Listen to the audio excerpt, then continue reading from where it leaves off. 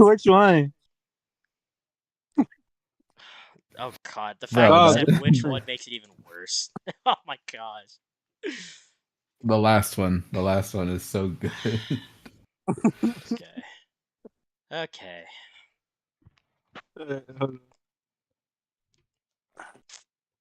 So that's all set.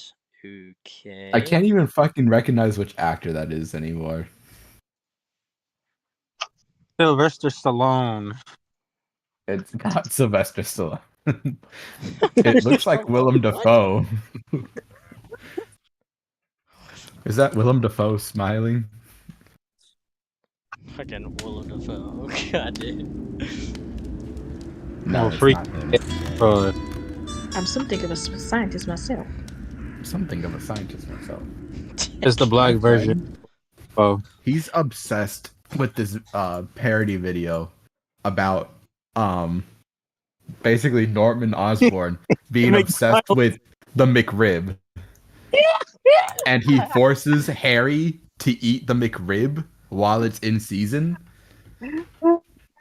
Oh my god. And today he went or this week he's been in Spain where they have the McRib all year round. And he's finally gotten to eat a McRib. And he was so fucking excited about it. And I want to kick his ass so badly.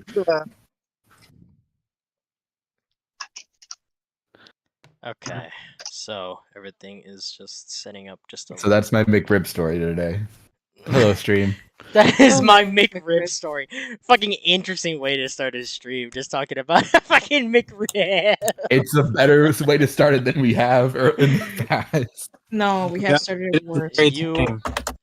you aren't exactly wrong.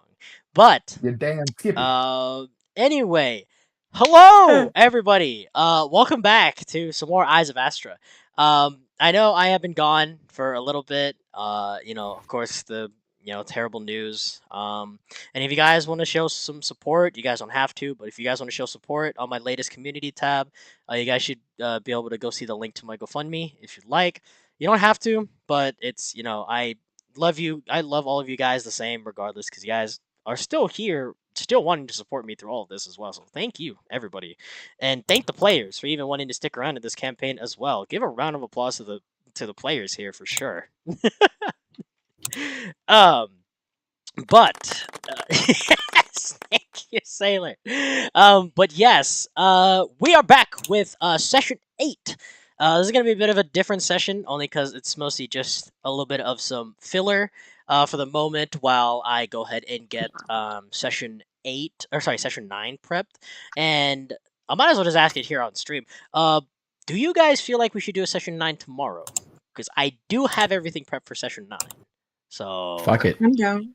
if you guys are It down for depends on session what- 9, Time. I don't think I have anything. if Yeah, everybody I'm if good. everybody has time for it, we could do that. So just That's depending on you guys. I will let you know. Okay, that's I fine. might be the outlier here who can't. I probably can. There's like a 9 out of 10 chance that Okay, I can. that's fine. But yeah, just let me know when. But yes, while I go ahead and go grab the D&D music and make sure we get everything all nice and cozy here for everybody, the lovely viewers involved as well. Please, everybody, go ahead and give introductions to yourselves for people who are new to the stream. Starting with our 2 new players, we'll start with Shamar. Sure. I'm Star. Nice to meet y'all. I play Shamar. She's the elf fighter.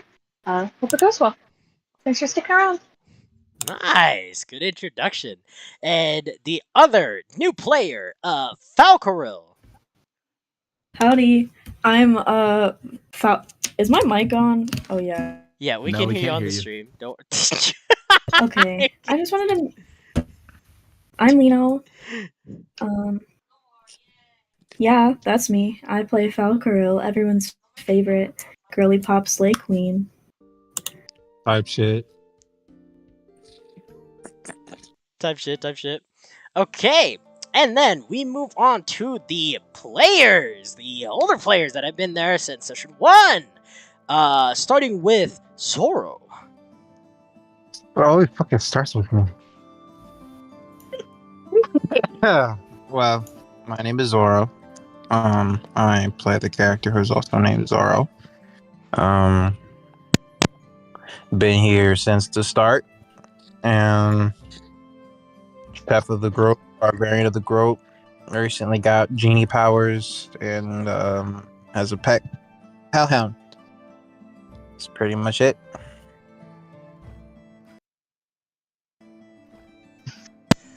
All right, good intro for Zoro, especially with the new genie bit. And we move on to Eric. What up? I'm Eric. I'm an OG here. Everyone else is a Oh. faker. God. Okay, Shadow, calm down. Ah, Fake. faker. Well, he just That was actually not intentional at all. He made a Solidify- Shadow reference unintentionally. Goddamn. Oh my goodness. Yeah, I'm Eric. I'm the team's pyromancer, war veteran, and I'm here to not have fun and not party and Okay, bud. hopefully Whatever tie you up all my say. loose ends. Whatever you say, bud. Whatever you say. And You will die in last... one round. No. You would never kill me. I'm your Hey, wife. You can't kill me. Lastly, we have Celeste slash Karuni. So I'm Sailor. I play both Celeste, who is the bard of the group, and then I also play as Karuni, who is the ranger slash wizard of the group. And yeah, they bring a lot to the table.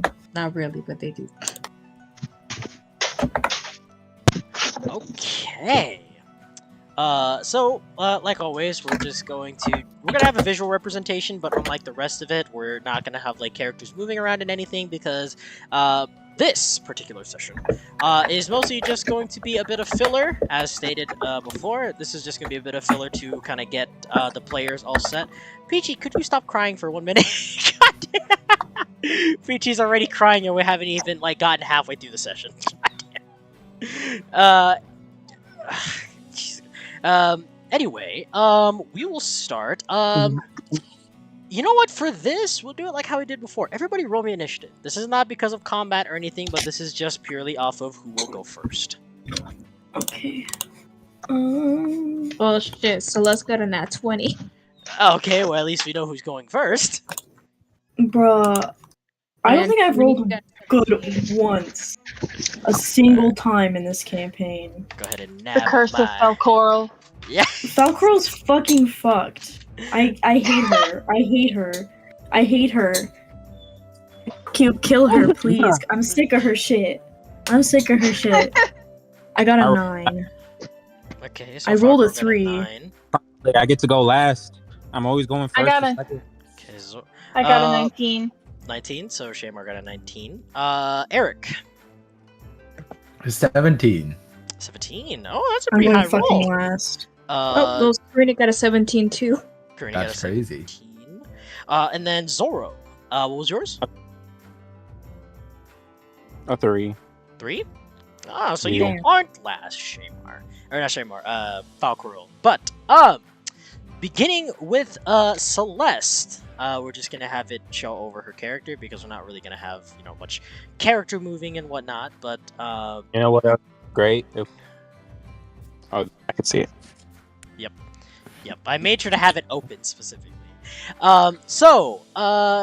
Celeste. I'm just gonna put it on your Celeste and her man. yeah, a little bit. Celeste. During the time that you were taking care of Mercurio, you had fallen asleep on your desk, and you had received a vision. This one little vision in particular. You see 2 silhouetted individuals that seem to be speaking to each other in a tongue that you might not understand.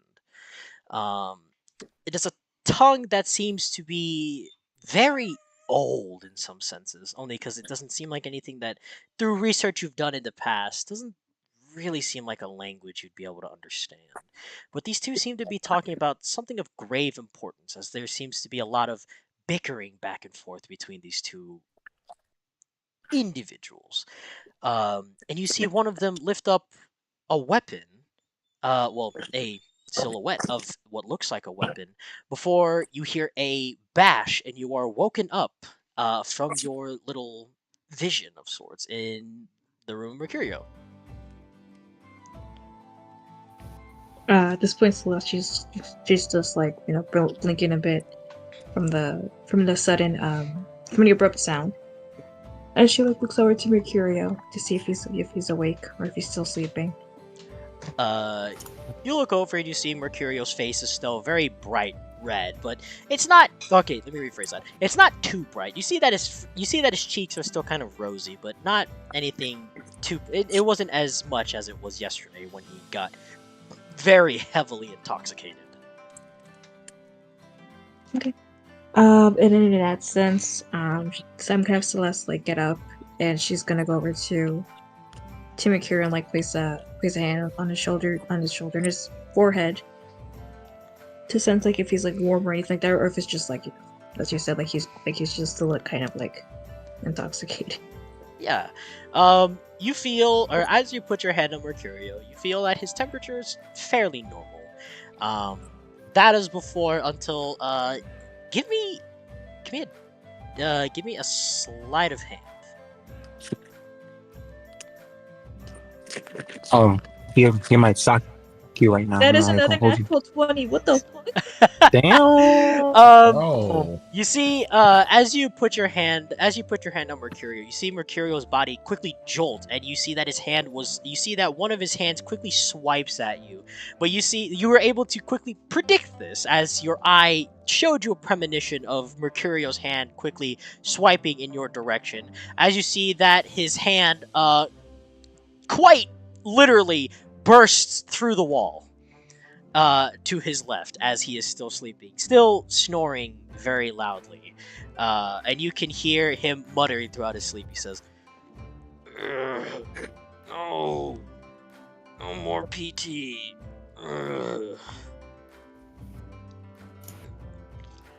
That is not good. And Celeste is like trying to pull his hand from the wall. You try to pull his hand. His hand is like firmly through that wall. You know for sure his hand is probably like on the other side of that wall, like outside. Oh god.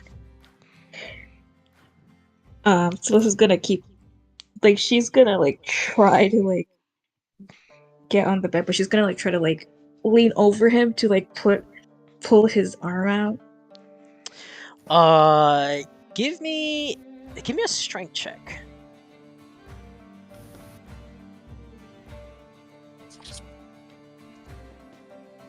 That's a 10. 10. Ooh. You see that as you turn Mercurio, and you see that the wall kind of budge. You see that most of his hand gets out. You see that his thumb is exposed, but you see that his fingers are still mostly kind of like stuck in the wall. I think she's gonna do that. So you kind of like, let Mercurio kind of like sleep. As you make your way out. I'm assuming make your way out of the room, right? Yeah. Okay. You make your way out, and you hear, once again, different snoring from different rooms, from like the people that are sleeping in the other rooms nearby. And as you make your way out to the main area, you see that Falcoril is also asleep on the dining table, kind of drooling a little bit on a book she's reading. Okay.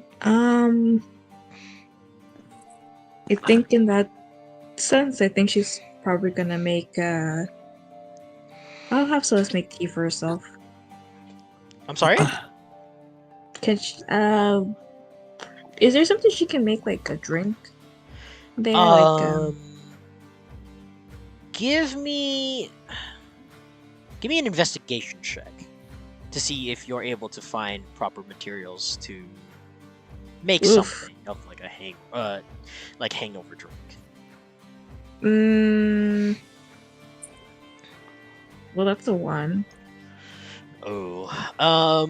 You really don't find anything else in particular. You only just find the tankard, like the two more large vessels of wine.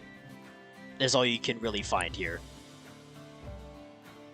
Okay. I'll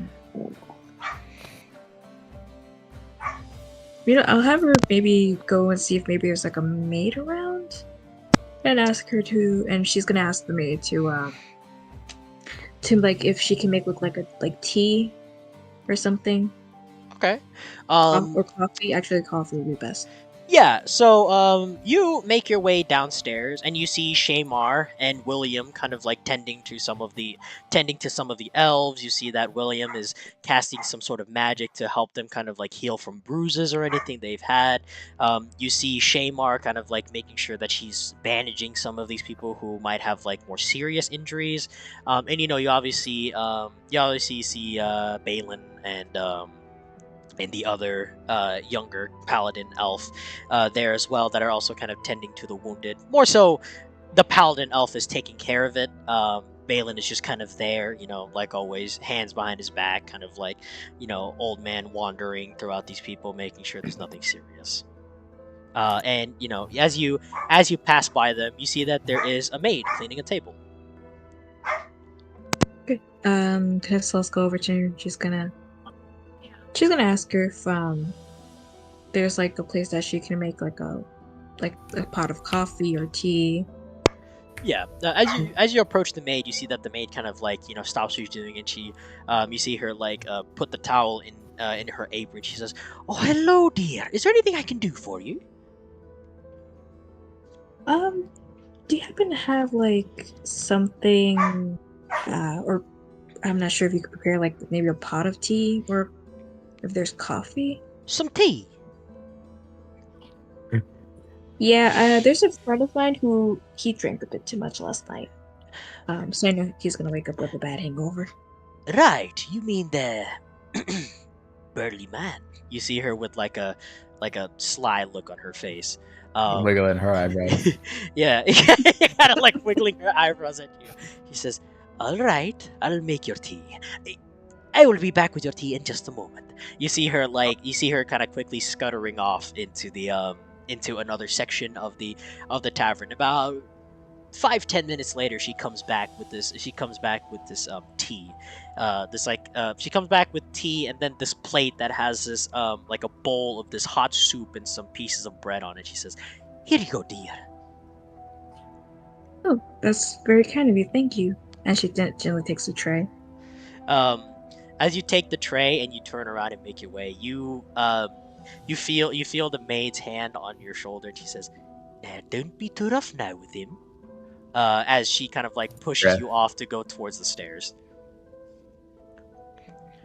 Celeste kind of pauses for a moment. She's like, "What?" You see, and she like kind of closes her eyes. She's like, "Okay." You see, as you like kind of like look back at her, she kind of like looks at you and smiles, and kind of waves as you are making your way upstairs.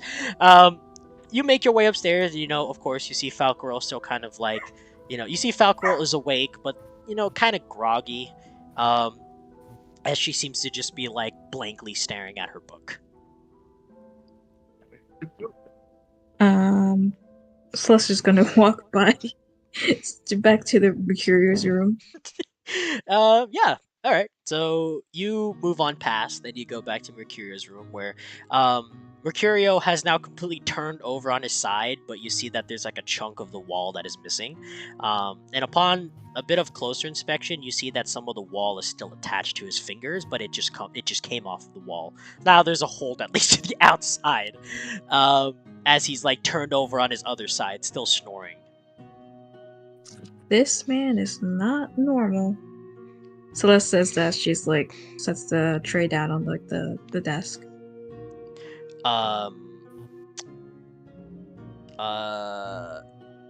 You know what? Give me a give me a stealth check. This is just for flair, don't worry. 17? 17. You see that as you are like slowly as you are about to place the tray on the table, you see like Mercurio's face twitch a little bit, and it kind of made you pause, and then you see that his face is like relaxed as you slowly put down the plate, or as you slowly put down the tray of food on the table. Okay. And then I think what I'm gonna do, I'll just have her take a seat back on the chair. All right. You take a seat back on the chair, and we'll stop you right there, and we will cut to Karuni. So as for Karuni, Karuni, you see that you're still funny enough that is afterward. Oh, actually no. Sorry, I'm looking at the wrong list. Sorry, this is the wrong list. This is from another session. Shamar. Shamar's actually next. So Shamar, we will start with you. Shamar, you are here with William, tending to the wounded, making sure that there is no more, none of these people are still bleeding or anything, and that, they're still okay. Gotcha, Yaka. I will cut to that in just a minute. So Shamar, you are just here with William, kind of tending to the wounded, and you see Balin, like always, walking towards you with his arms behind his back, and as he kind of, sees you finishing up bandaging one of the elves, he says, "Well, good job. It seems your medicine skills have become better in recent years." In recent years, of course. I still remember when Colchis would show me what you've done. Very crude stitching, but it seems that you're gotten better. I think at the mention of Colchis, like Shamar just like kind of deflates a bit. Like before she was kind of keeping going on like, oh yeah, gotta help these people. At the mention of like Colchis and oh yeah, he used to show me all of your stitching. Like a proud dad, Shamar just like kind of just like stops in her movements and just like deflates. She's just like, he used to show you my work. You see Balin go over and he puts one of his hands on your shoulder. He says, "Yes, I remember the days that when you had finished a mission and he had you come home for some training. He showed me some of your work. I say, very crude, but nonetheless, an aspiring squadron indeed. You would have been proud Shamar that you just, have like, become kind of- somebody good to him." Shamar just like kind of looks at her hands. She's just like, I don't. Is it wrong for me to still feel that I was happy that he was proud of me? Everything he did, and like she'll just like point at the children, especially like the child that Karuni was carrying before. She'll be like, everything he did. Is it stupid of me to be glad that he was proud, even when I was terrible at stitching, even when I was horrid, even when my form was horrible, even when I could barely do this. Is it wrong with me to be proud that he was happy that I could make it? You see that you feel a little shake from Balin as he looks over and says, "Yes, the cruelty of Golkis knows no bounds." You feel a little bit of like a shake in his hand as his hand is still in place on your shoulder. He says, "The things he did to our people was regrettable. But for him, he saw the greater good. How? Even in all my training, would I ever not see it? I do not know what provoked him to be like this, but maybe in a simpler time would you be proud of his, well, of his compliments towards your crude work. Nonetheless, there's more that need to be attended to, of course. I should not disturb you any further. As you see him, take his hand off you, and he puts his hand behind his back and makes his way back to the other elves. Like, Shamar will just, like, kind of stand there for a second. Probably those weren't the words she needed to hear, but she just, like, kind of, like, tries to shake herself out of it as best she can, and just, like, kind of wanders around, I guess, the tavern more, maybe for, like, the first time, trying to actually look at it before she rejoins the other elves and, gets back to her job.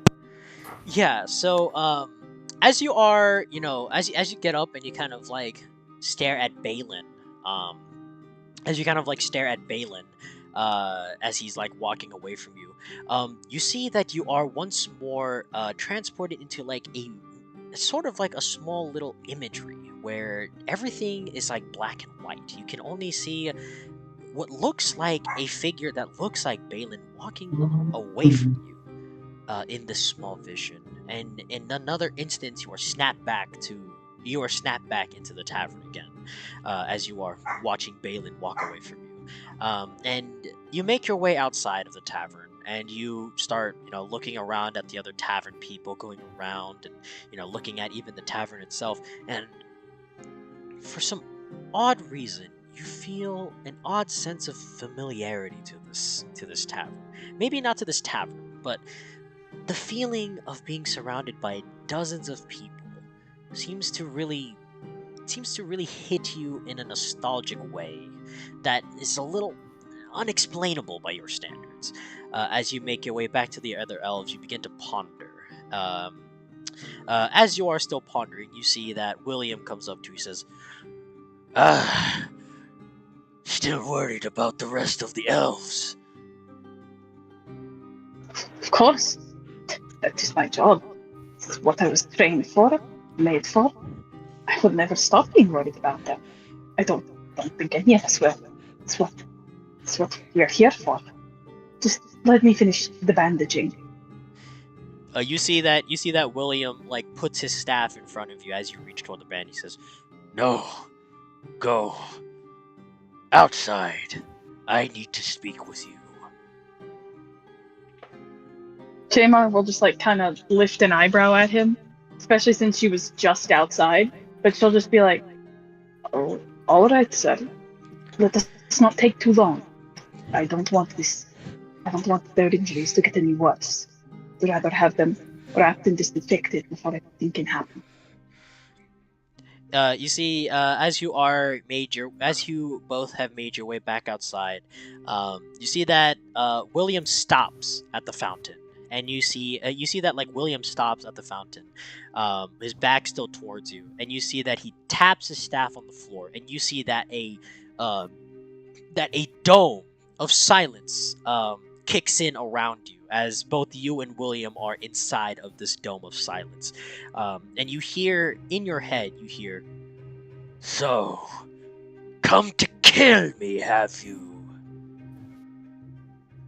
Shamar just like looks incredibly confused. She just like for a second when he says "come to kill me," she just like grabs at her lances, probably out of purely reaction. But then like she kind of is, "What do you mean? Kill you? I'm not here to kill anybody." As you reach towards your lances, you feel a like tethering around your hands as you see that William stood before you as he says, "So, part of the Death Squadron has still followed me, even in death. To think more of you exist." You see that his bony face gets very close to yours. He says, "But there is something different of you." You see that the dome of silence dissipates, and you feel your arms go free. He says, "You are conflicted. conflicted. I know my purpose. I've always known my purpose. Don't, and like she'll just like kind of try to shove him off for a little bit. Don't grab at me, you old fool. Ever take me out here again, if you ever threaten my life, I will be the one to cut you down. I'm here for my people. That is all. You see William look at you, and you can feel like a sense of pity coming from William. He says, "My, you seem to have not remembered. Of course, you and your death squadrons always relied on your secrets. Allow me." You see that William puts up a bony finger and he taps you on the forehead, and you are given another black and white vision as you see that there are multiple different other shadowy figures in this particular area, and you see almost like arranged in like a whole section. You see that there is a bunch of them, and you can feel that these other shadowy figures are being dissipated. And as you look, you see that there's another shadowy figure that stands in front of each of them, and you see that the shadowy figure inspects them, and then you see that the figure quickly goes down and grabs a handle of a blade and slashes at the shadow, causing the shadow to disappear one by one by one by one until it gets to you. And you see that the shadow once again pulls out his blade, but does not slash you, but merely puts his blade towards the shadowy figure puts their blade towards your neck, and you can feel almost as if the blade itself is right there on your neck, almost ready, like razor sharp, barely just cutting into your skin. But you see that the shadowy figure puts their blade away, and you see them like grab you by like this collar and like toss you over to the side as you see that the other shadowy figures disappear, and it's just you and this figure themselves. And you see that as you look at them, you feel a very strong sense of familiarity with this figure, but there's no like any defining features of them that you can really make out that really tells you who this person could be. All you really know is that they wield a blade, and they are, they have kept you alive for a reason. And you see that as you are looking at this figure, you see that this, like, behind them, 3 large pillars rise above behind them, and they all create this sort of like symbol in the air that you can't exactly recognize. And as you see that this symbol is formed, you see that the figure once more draws out, this time a different blade, a smaller one. As you see that they crouch next to you, and you can feel the blade stab through your chest. You can feel the immense pain coming from it, and you are immediately brought back to the tavern.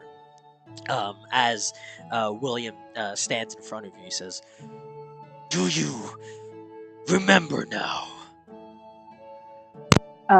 I think Shamar is just like probably at the sensation of getting stabbed, probably gonna just like jerk back from William, maybe like shove him a little and be like, whatever illusions you've put into my mind, take them away. You see William go over. This time, not holding. This time he like stabs the staff into the ground to like let it stand on its own. You see that William goes to you. This time in a very calm manner. He says, "No, it seems it's not working. Who would have thought that Your the little, power... your little magic tricks don't scare me. I don't need your little illusions. No, back away."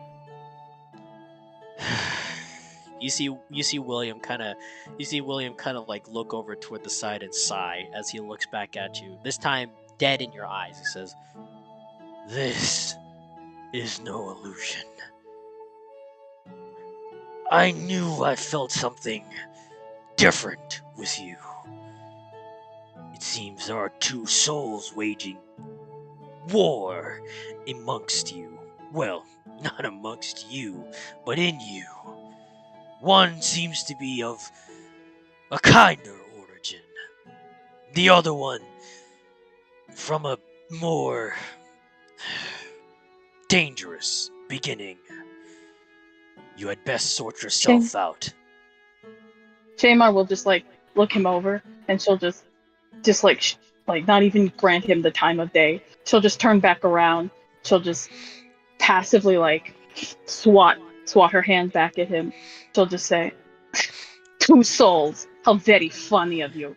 Thank you so much for wasting my time. I have more to attend to. Don't speak to me unless you need me. I need no more visions." As you walk away, you telepathically hear William say, "I'm here. If you want to know more of your past, per se." Shamar will just kind of slam the door of the tavern behind her as she goes back in to attend to the other elves. As you slam the door, you see William. He kind of like cuts to William, where William is still standing there with his arms behind his back, and he kind of like turns over and says, "Poor child, what has Kulkus done to you?"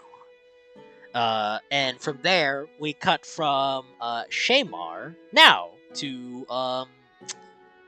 you know what? Karuni and Eric. Since you both had the same number, both of you guys, heads or tails?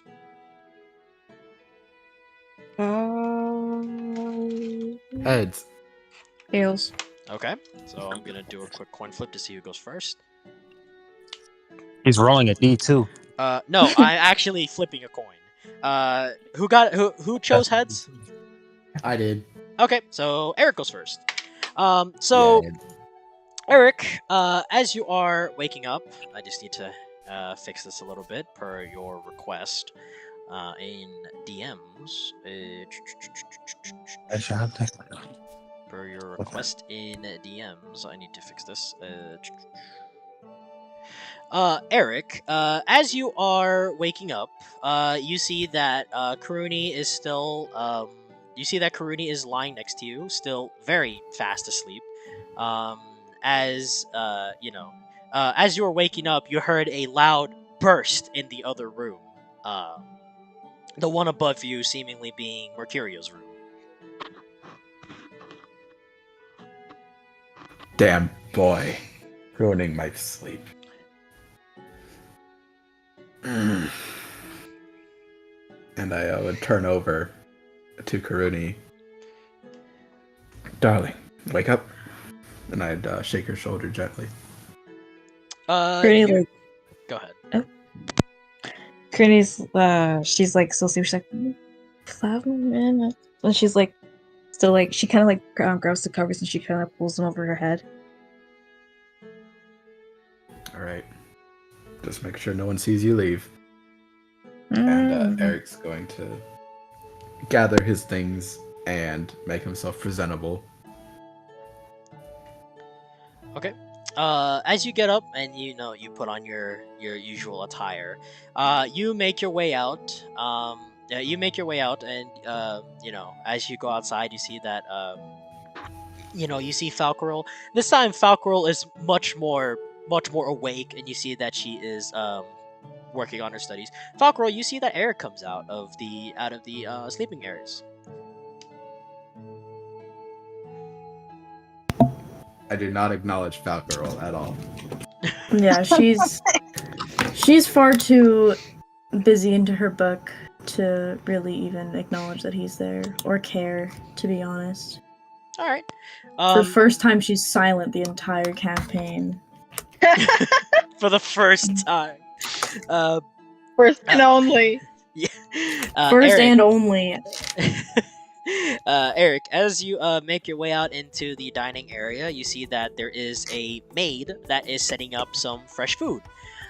You see that the maid looks over. She says, "Oh dear, did I wake you up?" No. Ah, of course. Please, make yourself at home. As you see that she shows over all of the other food that is on the table. You know, some fresh bread that is freshly out of the oven.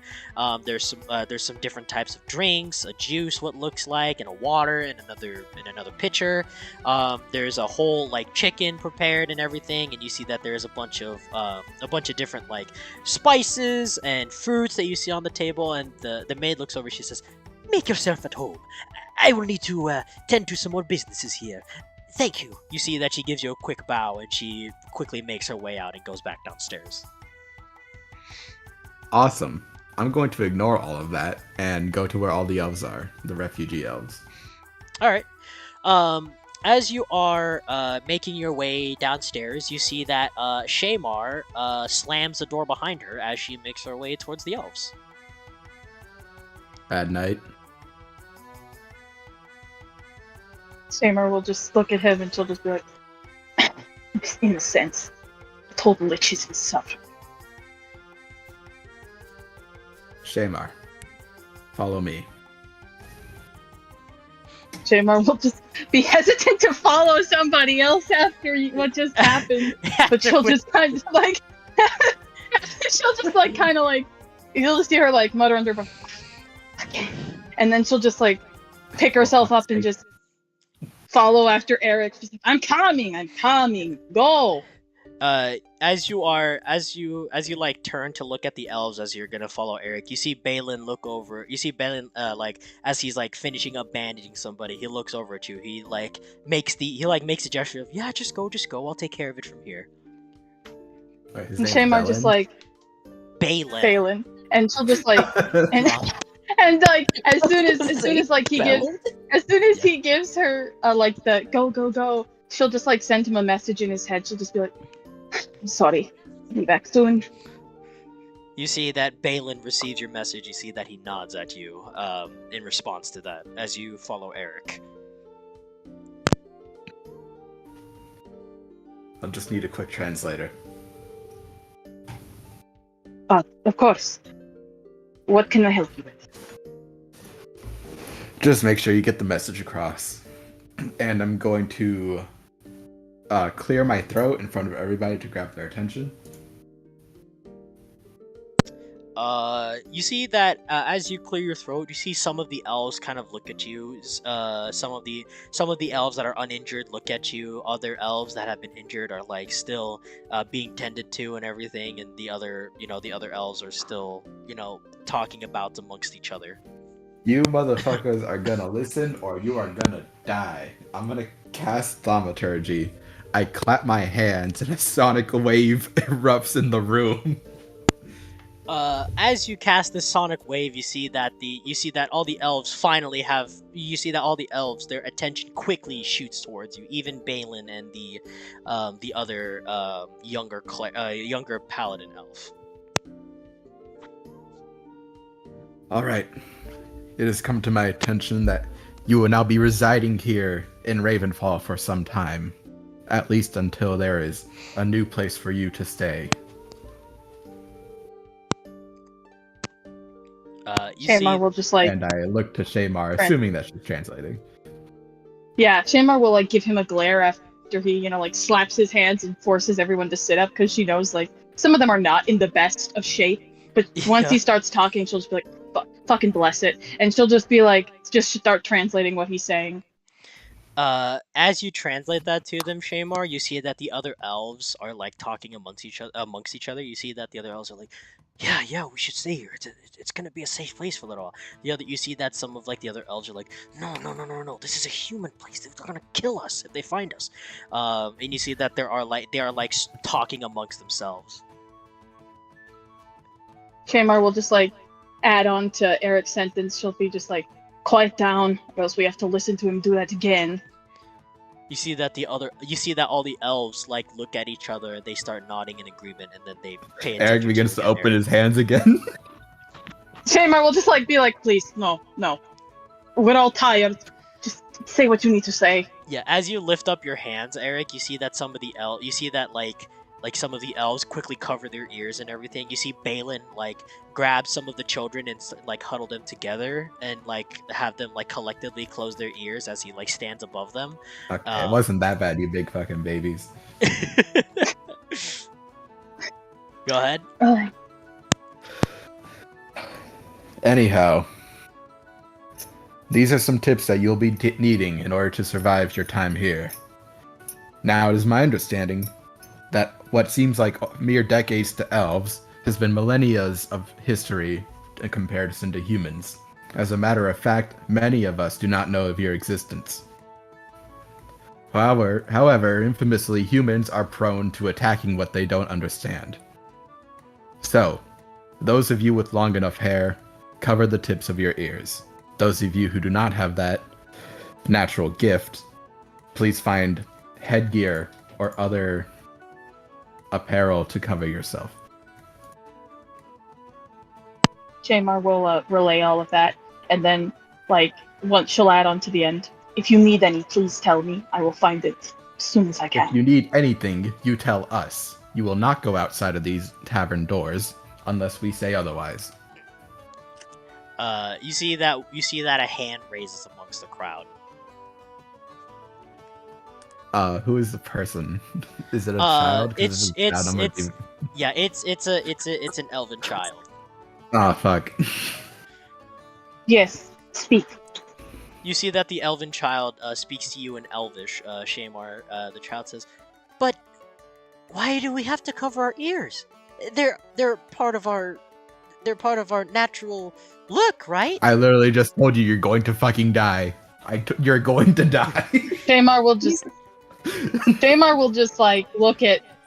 just look between like Eric and like the little elf child, and she'll just like hold out a hand to Eric just to like motion for him to stay there, and she'll just walk over to the child and lean down, and she'll just kind of like get on his level, and she'll just like try to speak softly and try to relay. I understand. I don't want to hide my ears either, but we must understand we are in a new place, new people, and we don't know how they're going to react to it yet. When they didn't even know we existed a moment ago. We need to do this for our own safety. Although Kolkus was strong in those things he did, we do not know that the humans will treat us any better. We need to make certain that they do. We will make certain that they do. We will find and make ourselves in place. But until then, she'll just like reach over and like try and cover the tips of their ears with their hair. Till then, we need to make sure we are safe. We are the last of us, and we must stay ever vigilant. You see that the elven child looked at you with like a glare, with like a not a glare, sorry, with like a shine in his eyes. It's like, oh, okay, thank you, auntie. As you see him like quickly like go over it, he grabs like a piece of like ragged clothing and just puts it over his head. He says, "Does this work?" Shamar will like let out a little laugh and then just like clear her throat. Yes, dear. Maybe, and like she'll like fold it back so it's more like a bandana that covers the tips of their ears. Maybe more like this, so you don't have to wear an entire shirt on your head. You see that the kid's eyes like shine even brighter. It's like, oh, okay, I'll do that. Thank you. And you see that Give that one a soldier's helmet. Jesus Christ, he's gonna make him a child soldier, bro. Shamar just like pats him on the head, or pats him on the shoulder. She's like, "Yes, it's a wonderful job, my dear." And then she'll walk back to Eric and she'll just like ask him, "Is there any more you needed to convey?" You see that Balin. Oh, sorry, my bad. Oh, what is Balin gonna say? No, I thought you were asking the child, so never mind. You're asking Eric. My bad. Go ahead, Eric. Yeah, asking Eric. Okay. And when I said ask anyone, I meant anyone but me. Do not bother me, please. I will be going. Shamar will just like, yeah, Shamar will just like she'll just roll her eyes at Eric's whatever Eric said at the end, just like his dismissal, and she'll just like kind of take up her usual soldier stance, and she'll just, if anyone needs anything, tell me. I will find the proper person. Until then, please everyone, stay inside the tavern. Do not leave unless we are accompanying you. Thank you all so much. Please go back, get your rest. I shall attend to the rest of you that need it. You see that the elves collectively, you see that the elves like one by one begin nodding, and you see that they go back to their duties. You see the paladin elf taking a bit of a rest after using a lot of magic to heal some of these elves' injuries. You see Balin quickly going over to some of the maids and talking in like a very broken common, asking for more like clothing to make into bandages. Yeah, everybody goes back to their own thing. Yeah, Shamar will like probably help translate between for Balin and like the maids. Just no. He means clothing. But then old. Yeah. We can rip it up. You go back to tending to the elves. Eric, what do you do after the speech? I am on a mission, so I'm going to go outside. Okay. That's fine. So we'll end off there with Eric. You see that Eric kind of like dusts off some of his clothes and makes his way out of the tavern. So See ya, bitches. We will cut from Eric to Karuni. We're just going to do Eric. a menu for Eric. Karuni. After the small little talk he had with Eric, you see that the sun is shining a bit more through the window, and you see that it's kind of irritating your eyes, forcing you to kind of wake up a bit. So you're now awake. Alright, so then at this point, Karudi, she's just gonna change, and she's gonna make her way out of the room. Alright. So Karuni, you get up, you get into your normal attire, you go out and you see that, Falcaril is still working on her book. You see that there's a bunch of food laid out onto the table for you. And you see that coming out behind you, you see that your mother, Mara, wakes up still in her still in her adventurer's garb and everything, that's still bloodied and dirty. As she comes out, you see her kind of rubbing her eyes, and she says, "Oh, man, you get a good rest, baby?" Yeah, I sure did. And then Karudi looks to the table of food, and she immediately grabs the bread and stuff. She starts serving her face. She's like, "Did you sleep well?" You see that your mom stretches. She says, "Yeah, I haven't had a good rest like that in a while." You see her, she opens her eyes and she's like, "Oh, so they have service here. Oh, nice. Don't mind if I do." You see that she goes over and she grabs some bread. She starts taking it apart and eating it little by little, and pours herself a tankard of some juice and starts drinking. She says, "My, it has been too long since I've had a good morning. Especially with family." As she goes over and she kind of puts an arm around you and kind of shakes you a little bit. And she gives you a smile. Mm-hmm.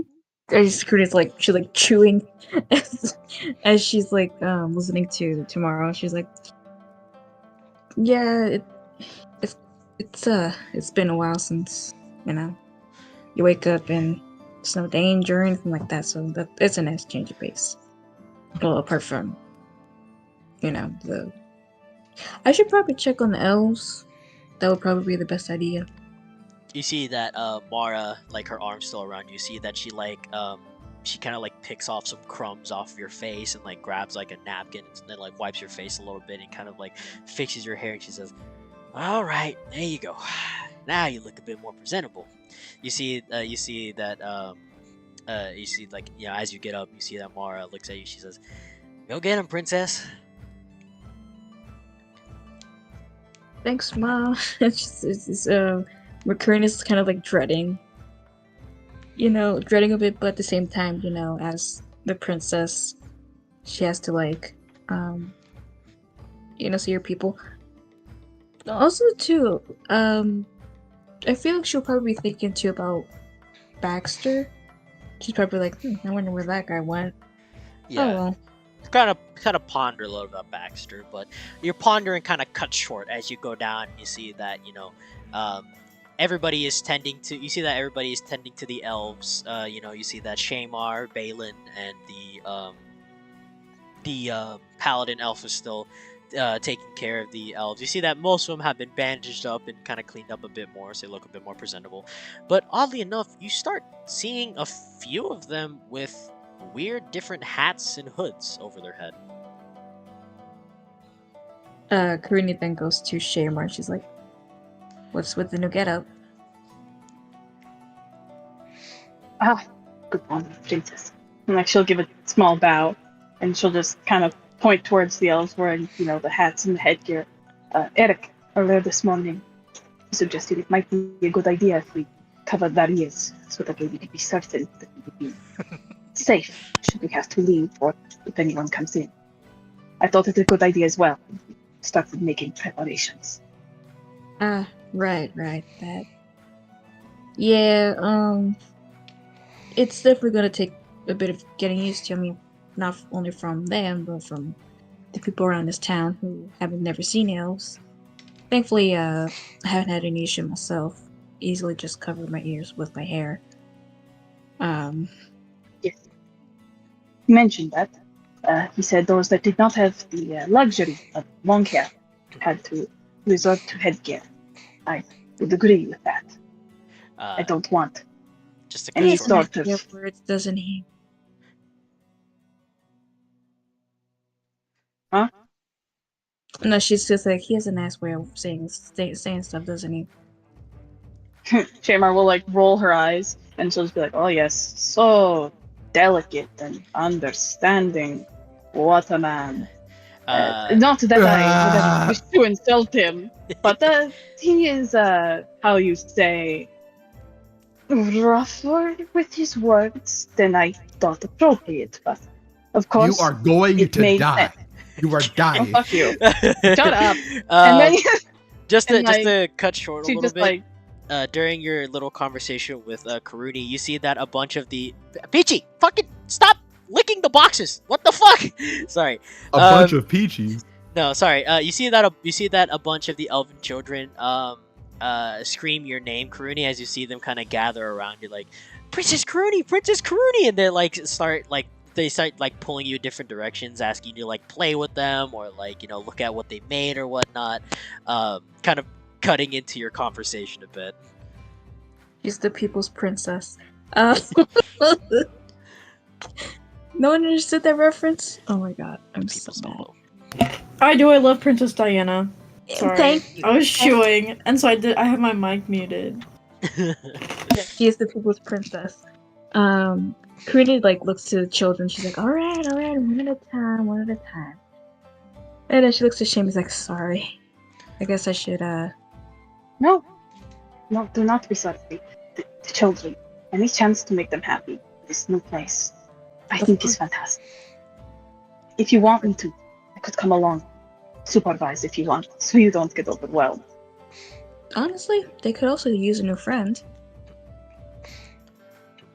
Shamar will kind of quizzically look at, they could use a new friend, and she'll just be like, but yes, of course, you would be a fantastic friend.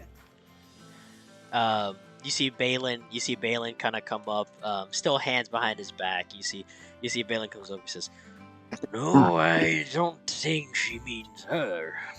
I think she means you, dear Shamar." Shamar will just be like, of course. As I said, any chance to make a difference, I will do what I must. I do what I can. And she'll just kind of follow after Karuni, just kind of hands behind her back like Balin usually does. Yes, children, remember, we must not overwhelm her. She is the princess. You see that some of the You see that some of the elven children kind of look at you with like a dead silence, and Karuni, you can feel like some of the children are like tightening their grip around around your clothes, as they look at Shamar. And Balin looks over and says, "That's not how you do it, dear Shamar. You're scaring the children. Now, Oh, let me do it a different way."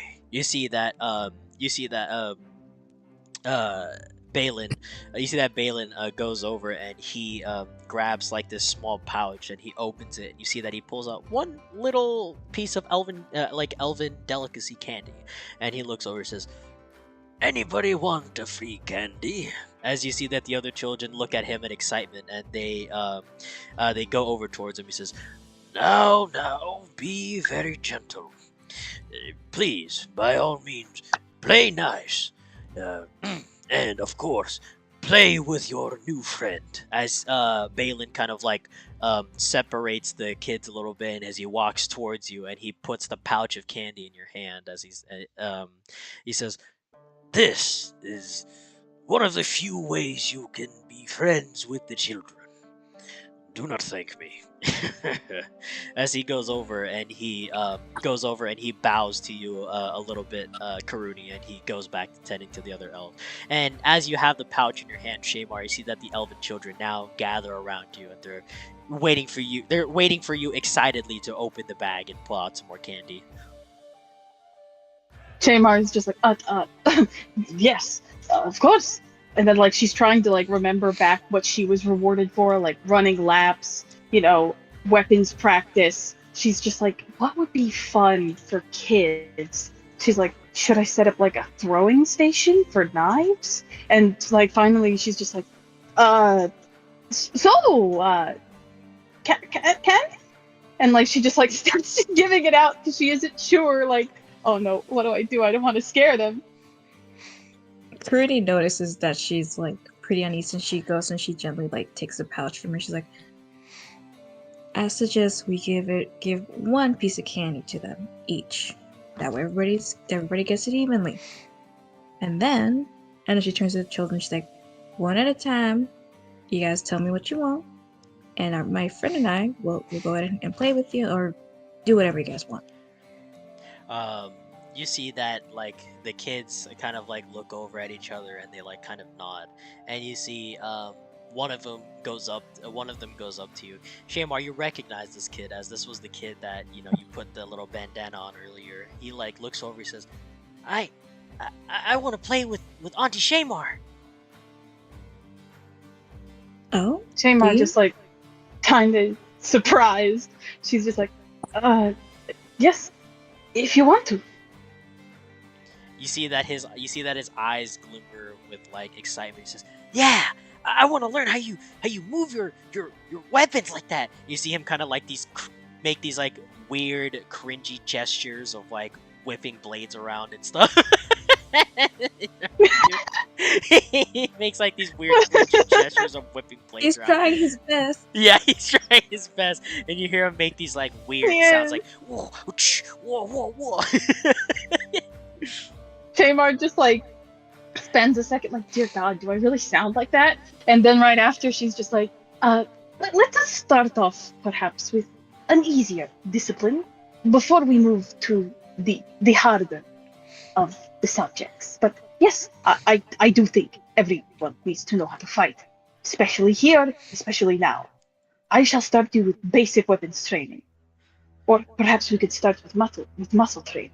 Either way, me and you, we shall begin. You see that the kids okay. you see that the I will. kids' eyes glimmer even brighter, and you see that some of the other kids also get up and they kind of like gather at you, Shamar, and they say, we want to play with Auntie Shamar too." Yes, thank you.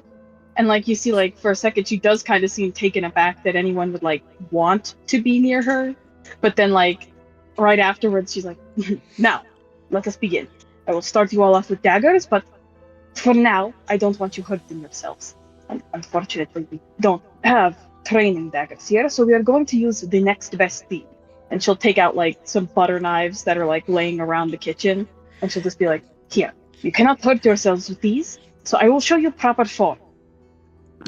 As you Yeah. take these And butter then Cooney knives and speaks up and go, nope. If go ahead. Sorry, Cooney go ahead. speaks up, she's like, and if anyone wants to learn archery, I might be able to help.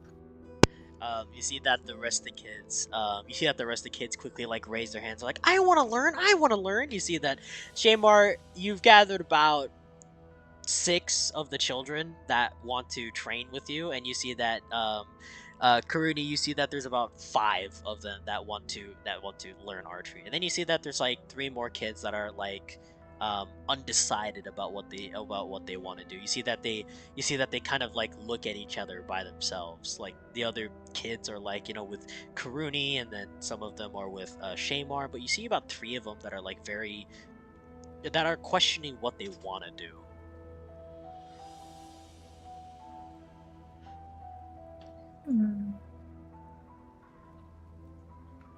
And what have you 3 thought of?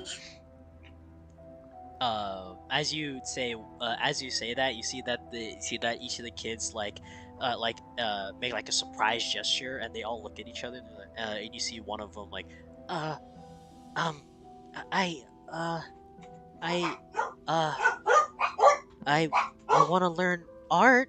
As you see that as like they get up, you see that they like show like a picture of oh shoot, 2 people left the Zorniak. Sorry.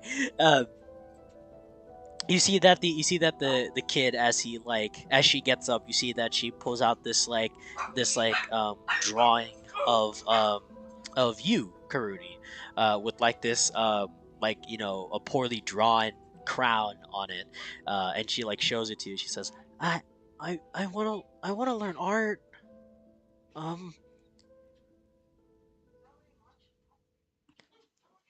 Well, I'd say it's a mighty fine job you did here. I know a bit of art myself. I can help out with that too. You see that the elven child's eyes glimmer, and she says, "Oh, you know art too? Can you teach me?" As she goes up to you and still holds out her little drawing at you. Of course I can. I actually have a friend too who knows. Of course he's and then Karina looks at Ron, she's like, where is Eric actually?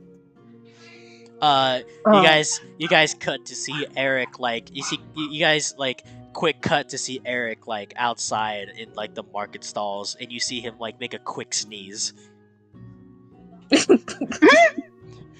Where the fuck am I? And it cuts back to you guys, and you see that the other 2 children are still. You see them look saddened in a sense. You see them with like both like a very saddened expression on their faces. Is there something troubling you two? Speak up. As you say that, Shamar, you see that both of the kids kind of look at you with like a little bit of a feared expression, and they kind of like huddle closer to each other, and kind of like backing away from you, Shamar. Oh, Shamar's just like, Shamar's like, please, I don't want to do this. You want me to I'm do a it? warrior. Yes, please.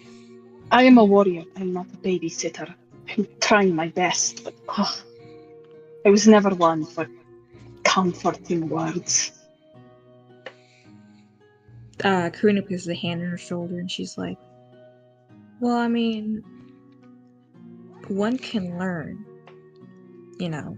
Of course, this won't be an easy task. I mean, it's new for you. I understand that. But just watch what I do. Maybe take some notes.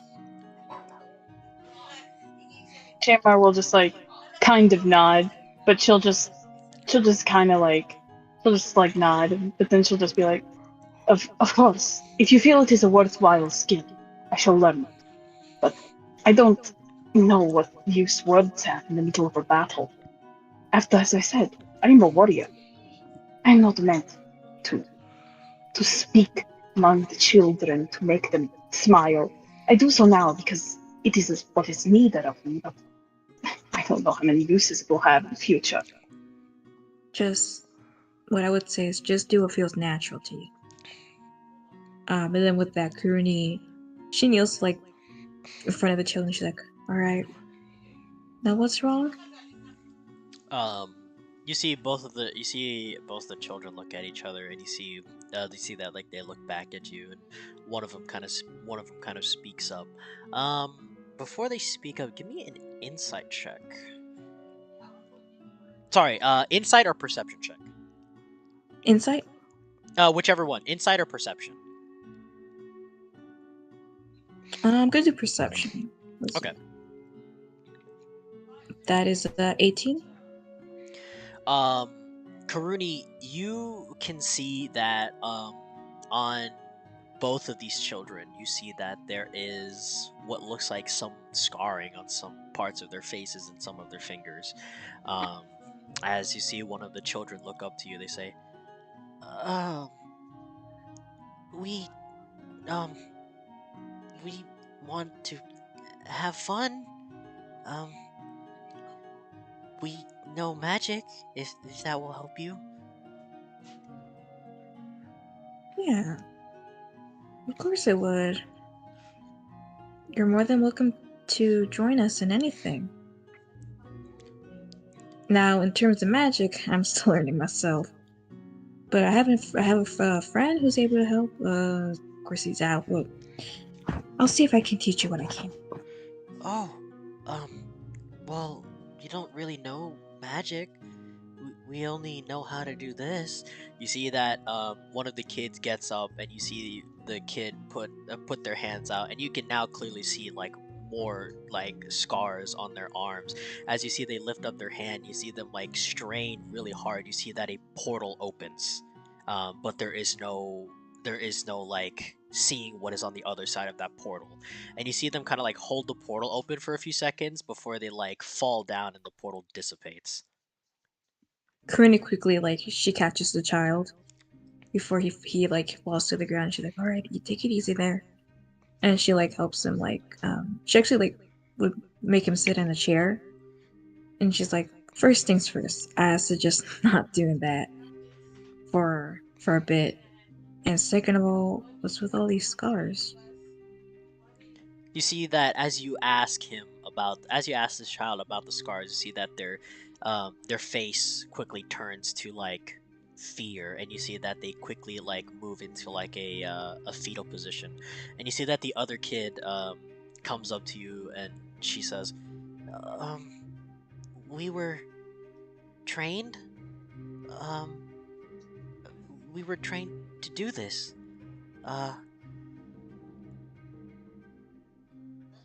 To use portals to somewhere. I don't know." Um, you see that the child kind of like rubs their arm as they look away from you. Karina just gives like a stern nod. She's not gonna pry on who taught them, because she has a feeling of what it might entail. But she'll be like, "Well, do the both of you want to keep learning this type of magic?" You see that the kid in the fetal position shakes his head, and the other kid kind of looks at you, and she says, I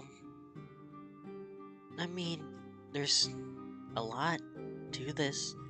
I want to learn different magic, like how to make small, like explodey things in my hand. Fire? Yeah. I want to learn that. And you said we can have fun. You see that the kid kind of like puts their hands together in front of them, and they kind of look down at their feet. Well, yeah. Magic can be fun. And then, Karini, I'm going to have her cast control flames, and she's going to like use it like on one of the nearest like candles, and she like she essentially like points at it, and she like makes it so the flame can like whip around them, and then it goes straight back to the candle again. As you do this, you see that the sorry, you see that the kid in the fetal position slowly, like, kind of like looks up to see this, and you see that the other kid looks at you being able to control the flame with such like amazement in their eyes. It's almost as if they have never seen this type of magic before, and it's something so amusing to them in a very, very genuine sense. As you see that the flame kicks back, and you see that the kid kind of like goes over towards you, says, I want to learn that. But as you see they like jump towards you, see they kind of like stumble and like fall over on their side. As they fall over on the side, you see that the kid's like the kid's leg becomes more exposed, and you see that the kid has like a lot of dark scars all over their leg. Kuruni, she's like obviously like saddened at this at what she's seeing, you know. So she helps that child up, and she kind of like holds them in her arms, and she's like, well, how about this? I'll teach you what I can, and then when my friend comes back, I'll have him teach you guys a bit more. How's that sound? You see that the kid that you're holding up looks at you with like a big smile, and she says, yeah, of course. And you see that the other kid that's like in the fetal position now lifts his head up, and he kind of like raises his hand a little bit. He says, I want to learn it too. And learn it you shall. And Karina gives like a smile to like both of the children. You see that the children, both of them, return a smile to you, and you feel a genuine like sense of warmth from these two. As all the other kids kind of like, look at this situation. From here, we will cut with Karuni to Falcaril. So Falcaril, you are over in the bench still, tending to whatever books you're reading. Holy shit, it is loud! Oh my god! Holy shit! What's loud? Me? Yeah, the background of your Sorry, microphone. Your like, mic. Yeah. I was like adjusting how I was sitting. I didn't expect it to be loud.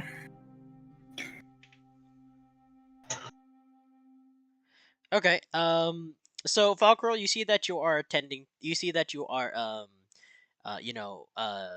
reading your book. Is there anything that Falcaril really does as she is like still reading? I think that she mostly is just like she's reading this book of, spells and things and magic stuff. And she's like jotting down notes and things here and there. She has like another book open, like a history book that she's taking notes in as well. Writing on like little pieces of parchment and sticking it in between the pages and things like that. Really just marking up these books. They're not going to be worth anything to anyone else ever again, because they're going to be just absolutely wrecked after everything she's put them through over the years. Okay. So you're currently going through a bit of history and everything like that. Yeah. As you are doing this, you see one of the maids kind of go up to you, and she says, "Oh dear, it seems you've fallen asleep last night. Do you need anything to wake up, dear? Like any tea or anything?" She just shakes her head no, like is not even looking up or acknowledging that the person is there. She just shakes her head no. You see that the maid looks over. She says, "All right, I'll leave you to it." And you see that the maid leaves, and Mara kind of like steps over to the side of you. She says, well, seems like you've done a bit of research. That's nice." She looks up at Mara like briefly, and she kind of rubs her eyes, like you could tell she's very tired, and she's like, "Yep, yeah, I'm done a lot of work." And then she darts her attention back to her books. You see that Mara looks over at some of these books and she says, "Huh. So you're learning about a bit of history of uh wizardry, like an old one, huh?" She just nods her head, yeah. You see that she looks over. You see that Mara kind of like looks over more at some of your notes. She says, "Huh. Well, this part right here actually isn't legend. It's actually real." You see that she points over at a part pertaining to some bit of history pertaining to like a legend of how a particular saint managed to save themselves from some sort of pact with a particular being that mostly would consume the person's soul in exchange for great powers. Um, you see that Mara kind of points at the one that you made. She says, "Oh, that, huh? Well, surprised they say it's legend. Well, surprising, but it's not legend." She looks up at you or at Mara and she goes, How do you know? She looks over. She For says, certain. "Oh, how do I know?" Well, I mean, I was I wasn't particularly around for the time, but I knew of somebody who was able to do that type of thing, and exactly did it for our dear little saint here. They say. I'm surprised they didn't even decide to mention him, but you know, history books will decide what they want to say. She sort of slams her arms onto the table and stands up and she puts both of them onto Mara's shoulders and she goes, Who? You see, Mara looks at you with a surprised face. She's like, "Oh, hold on, slow down, girl, slow down. There's a bit of history you need to go through for that. I don't even know if they're still alive around this day, but well, if I know them, they should still have some records somewhere out there. Um, I think if I remember, it's somewhere out in a mountain pass somewhere. Shoot, can't exactly remember the name of the place, but it's like whistling something, whistling, whistling Grove, whistling Rocks, whistling Mountain. I don't know, but if I remember correctly, if they've already moved on to wherever we go after we die, then maybe, just maybe, you might still have his research.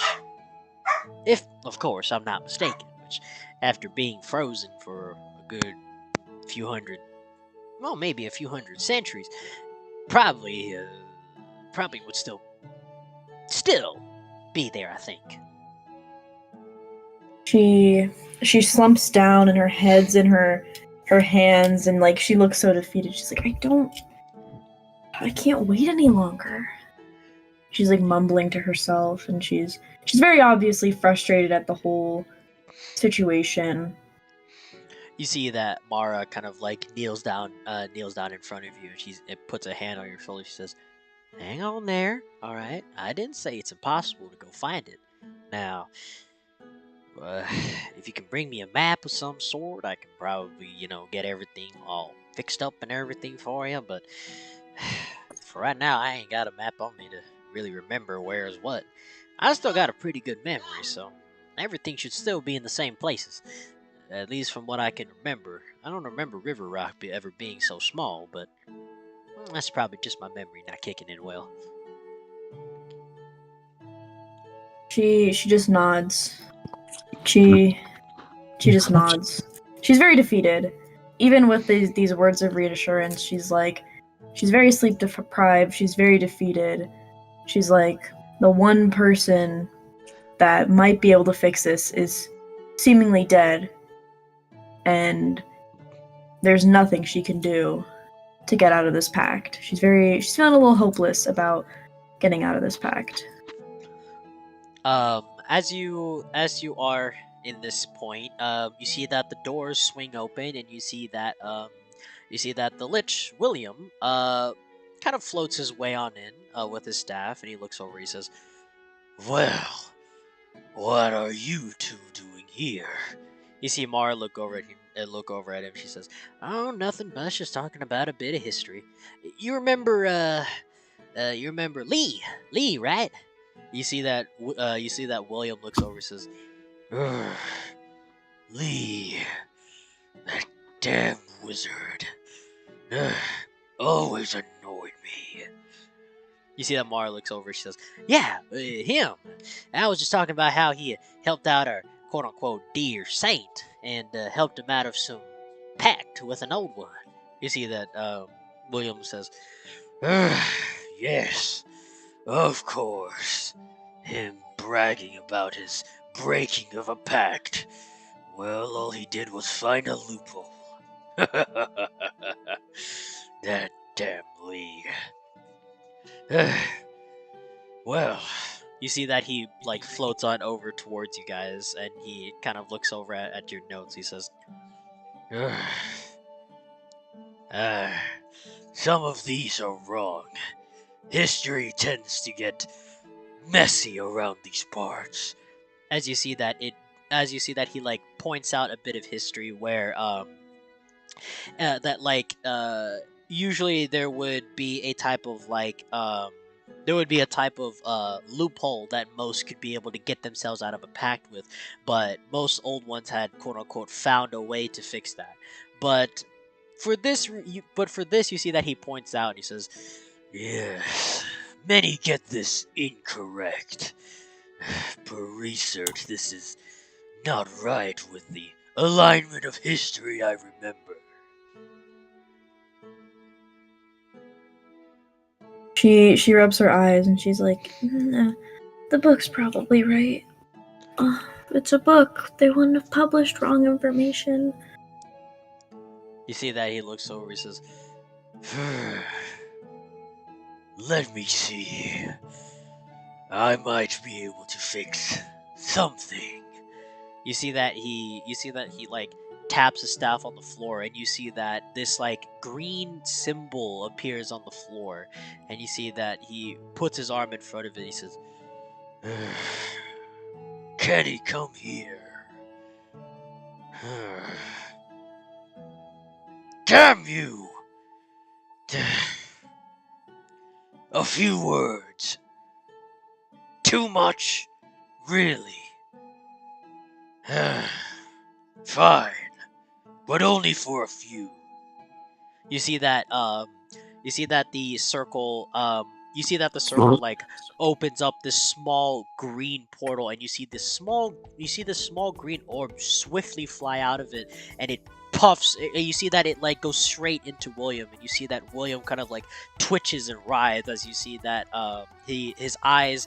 You see that his like green glow in his eyes dissipate, and you see now that there is a blue glow in it.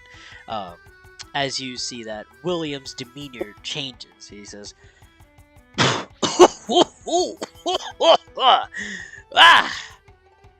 "Wow!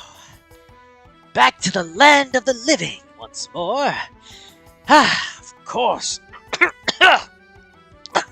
His vocal cords of William seems to be dying, but this can do." You see that Mara looks over and she says, "No, can't be. Is that you, Lee?" You see that the quote unquote William looks over and like a giddy fashion he says, "Yep, me, and not so much of a flesh, but it's me, Lee. Lee Valderson? Mara looks over and says, "Valderson. Yeah, Valderson. Lee Valderson. That's me."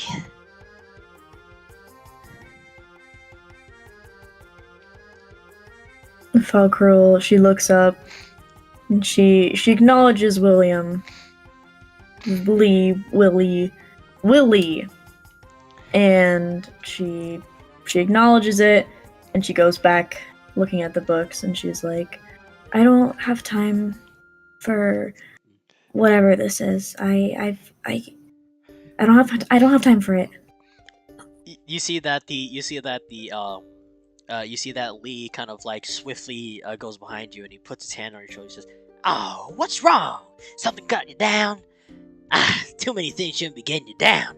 You see that he quickly like looks over at your notes. He says, "Oh, so you were tricked by an old one. Is that the case? I wouldn't say tricked per se, so much as not knowledgeable of the world at all, considering Yeah. I was a child. Yeah, we've heard the story all the time from all those kinds of people. But, you know, I was the one that managed to break it with a dear saint. That's nice and all, but you're dead. You're not gonna do me much use. You see that? And you she see goes that back he to her like. You see that he like goes upside down. And you're now like face to face with him. He says, "Oh, but do I?"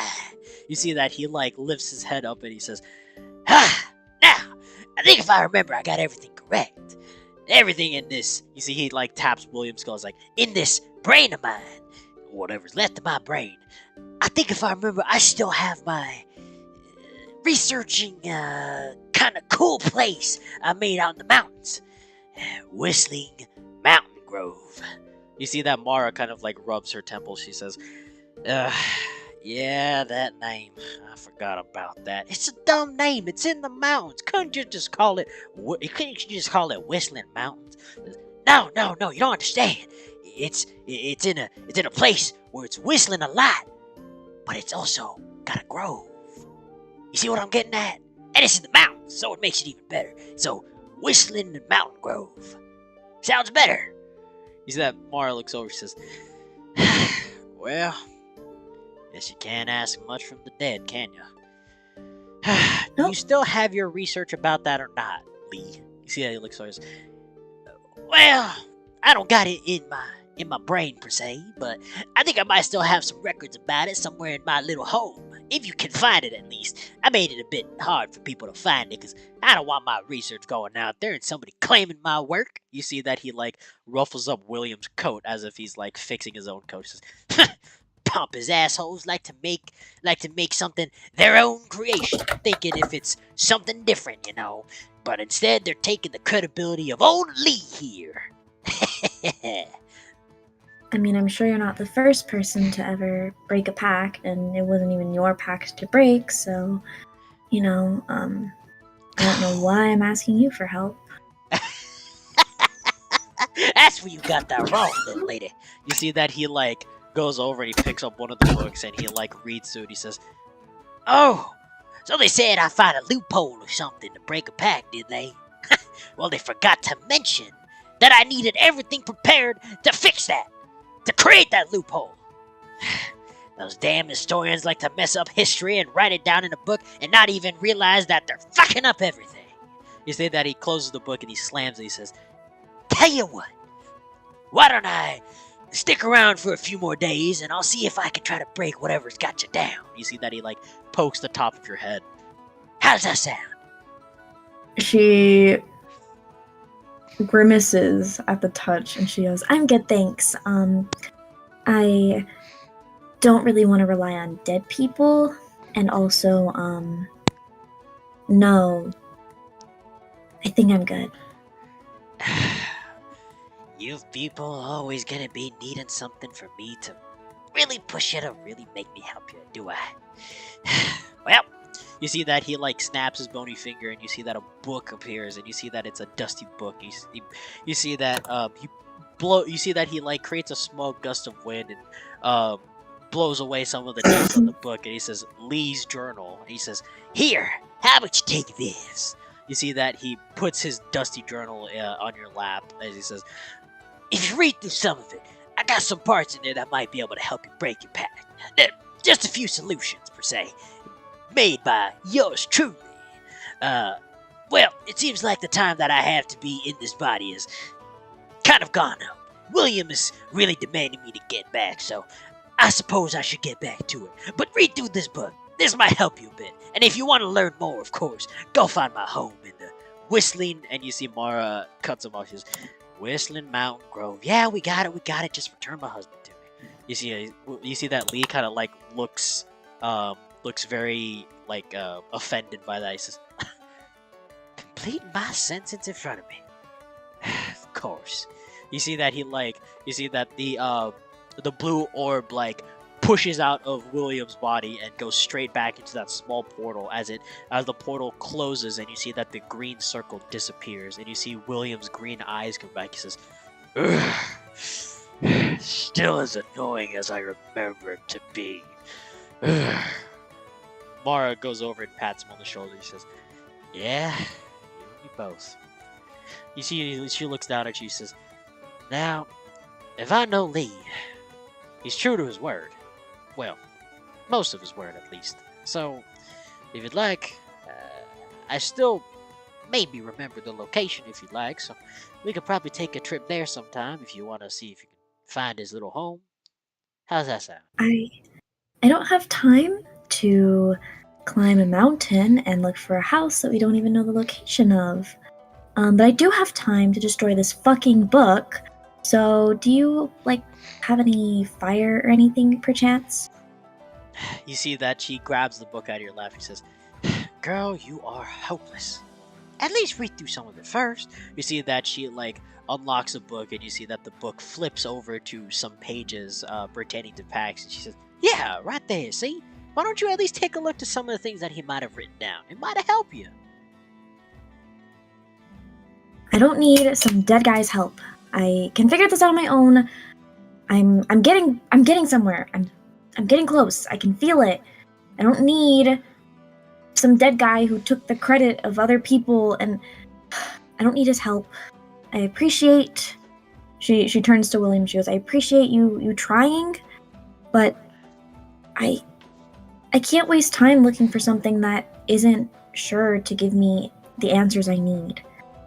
And I can't waste time reading this old journal of this guy who was frankly really annoying and probably had some screws loose. God, he was the worst."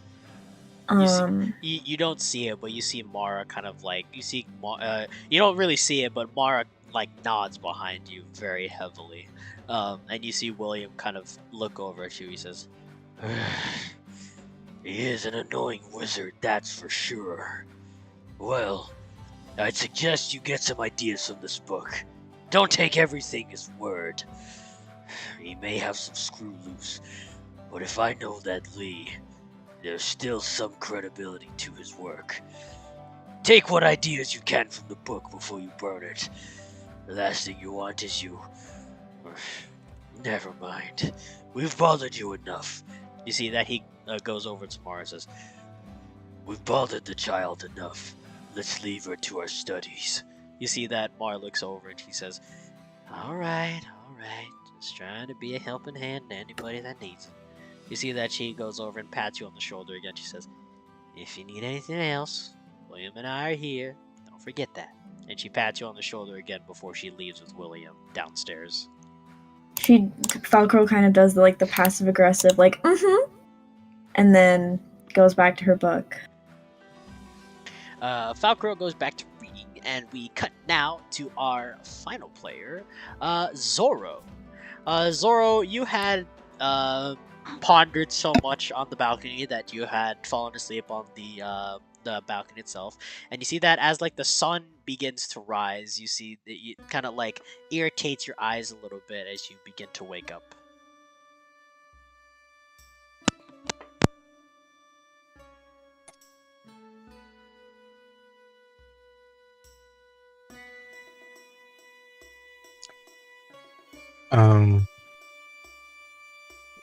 Zoro was in the middle of dreaming about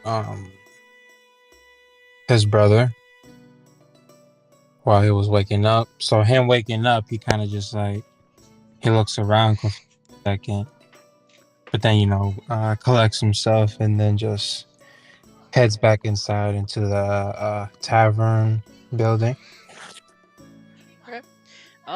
You wake up and you make your way back inside. As you are making your way back inside, you see Falcoril still tending to her books this time. She looks like she is very heavy into her books, so it doesn't seem like she's going to be paying attention at all. As you are there, you see that Celeste comes out of her room with an empty tray. Celeste, as you are making your way out to bring the food back, you see Zoro coming out from the balcony.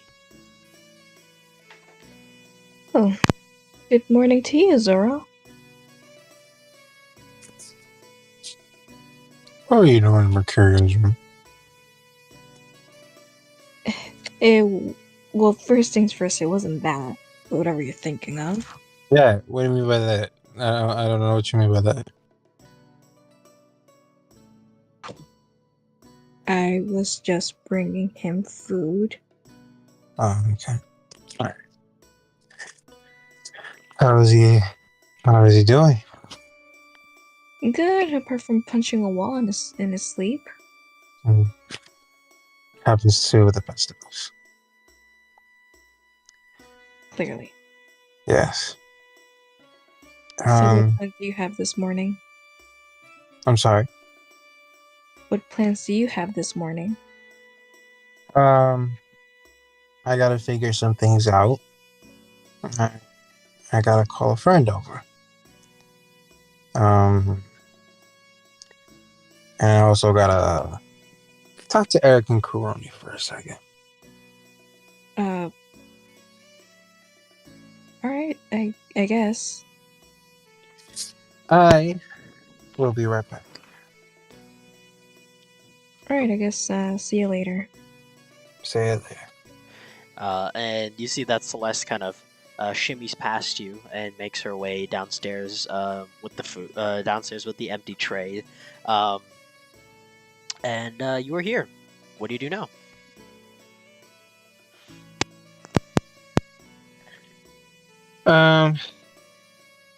Honestly, I'll just go on ahead and head on outside.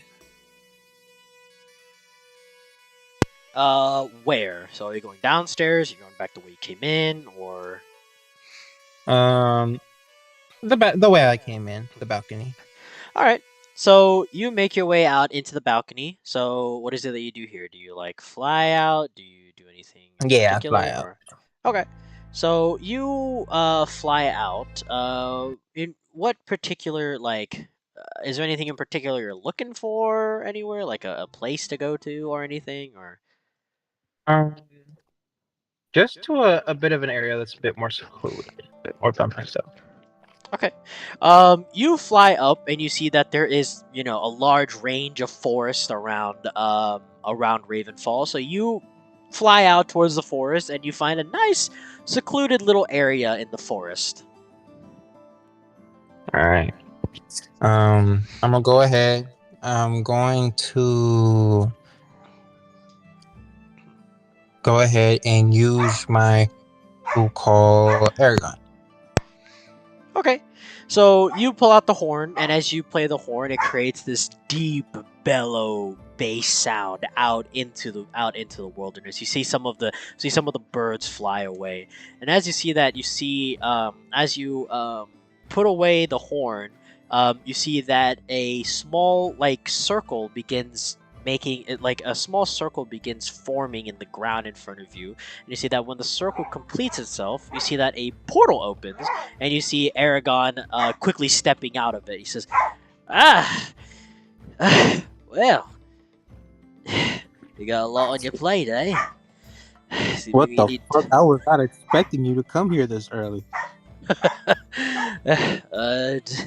Well, you see that some of his arms are kind of covered in these weird insect exoskeletons. He says, well, I was out taking care of some business per se. I was slimy bastards. You see that he puts some dirt over the sigil, and it causes the portal to disappear. And you see that he looks over and says, yeah, I went out looking for a new material, and lo and behold, I was tricked. Told me some person had found some new material, and I was out to go find it. And of course, when I found it, well, it was nothing more than a trap of spiders per se, big ones, nasty bastards. Is there anything you need? Yeah. Number one, I love you, man. I really do. And you are a great black. You are very gullible to the trap. Well, You know what they say. If it's a new material, I want to be the first one to find it. And of course, work with it. Mm. But, of course, types of things will happen from time to time, so... it's no biggie for me. I've got a few things to keep me safe out there. How about you doing? You see that he kind of like punches you on the shoulder a little bit. He's like, "How you doing, big guy? You alright?" Yeah. We everybody's back. Our teammate is healthy now, and I'll go ahead. I'll let you know because I highly doubt anybody's gonna ask you, but and then I'll go ahead and I'll just like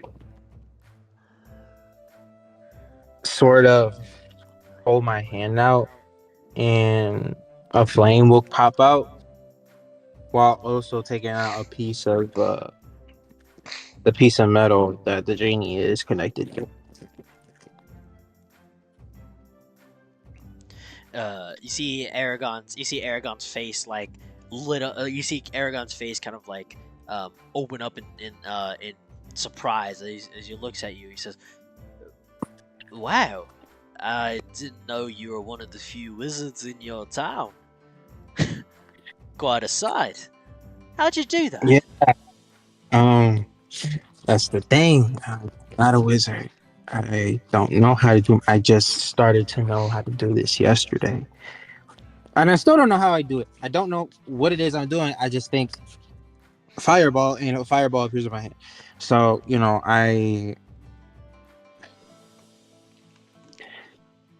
this metal piece is connected to, and I got this confirmed by somebody who does know magic, by a genie.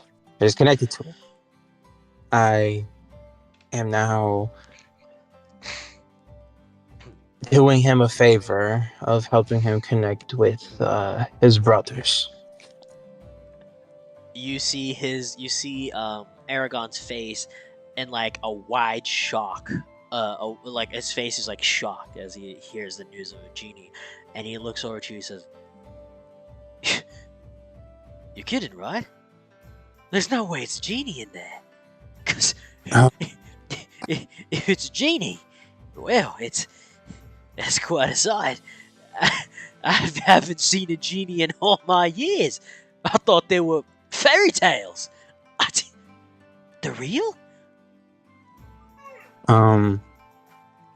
Yeah, they are, and he doesn't know who he is. He doesn't know what he is, but we can tell just by how he looks. He is a genie, and by the fact that he allows me to do stuff like this. So the magic you do is from him. Yeah. Where is he now? Is he here listening to us? You see Aragon's face kind of like shift a little bit in like cautiousness. He says, "Is he listening to us? Is he here?" No, it's fine. I haven't called him. I'm going to later, but for now, I just have a couple things I need to ask you. A favor or two, actually. You see Aragon kind of like look at you and kind of like puts his arms across each other, and he says, "All right. What's his favor?" It's two things. One is, I hope, relatively small, and another one is the main thing that I want done, or that I'm asking for you to do. All right. Name it. I want a weapon made by you for me. You see him with a surprised look. He says, "You want to ask me personally for a weapon?" Yes. I see the craftsmanship done for my father's trident. I want it done for my weapon.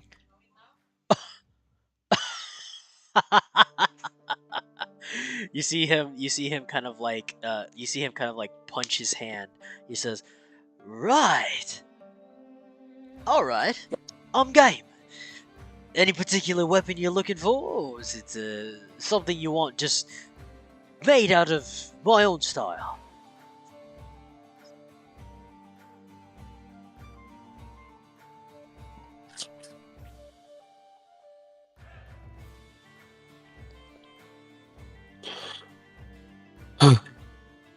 Sorry.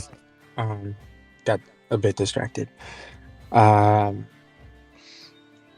yes, I would like a glaive made for me. Oh, a, a, a glaive. Yes. Oh, well, that's new.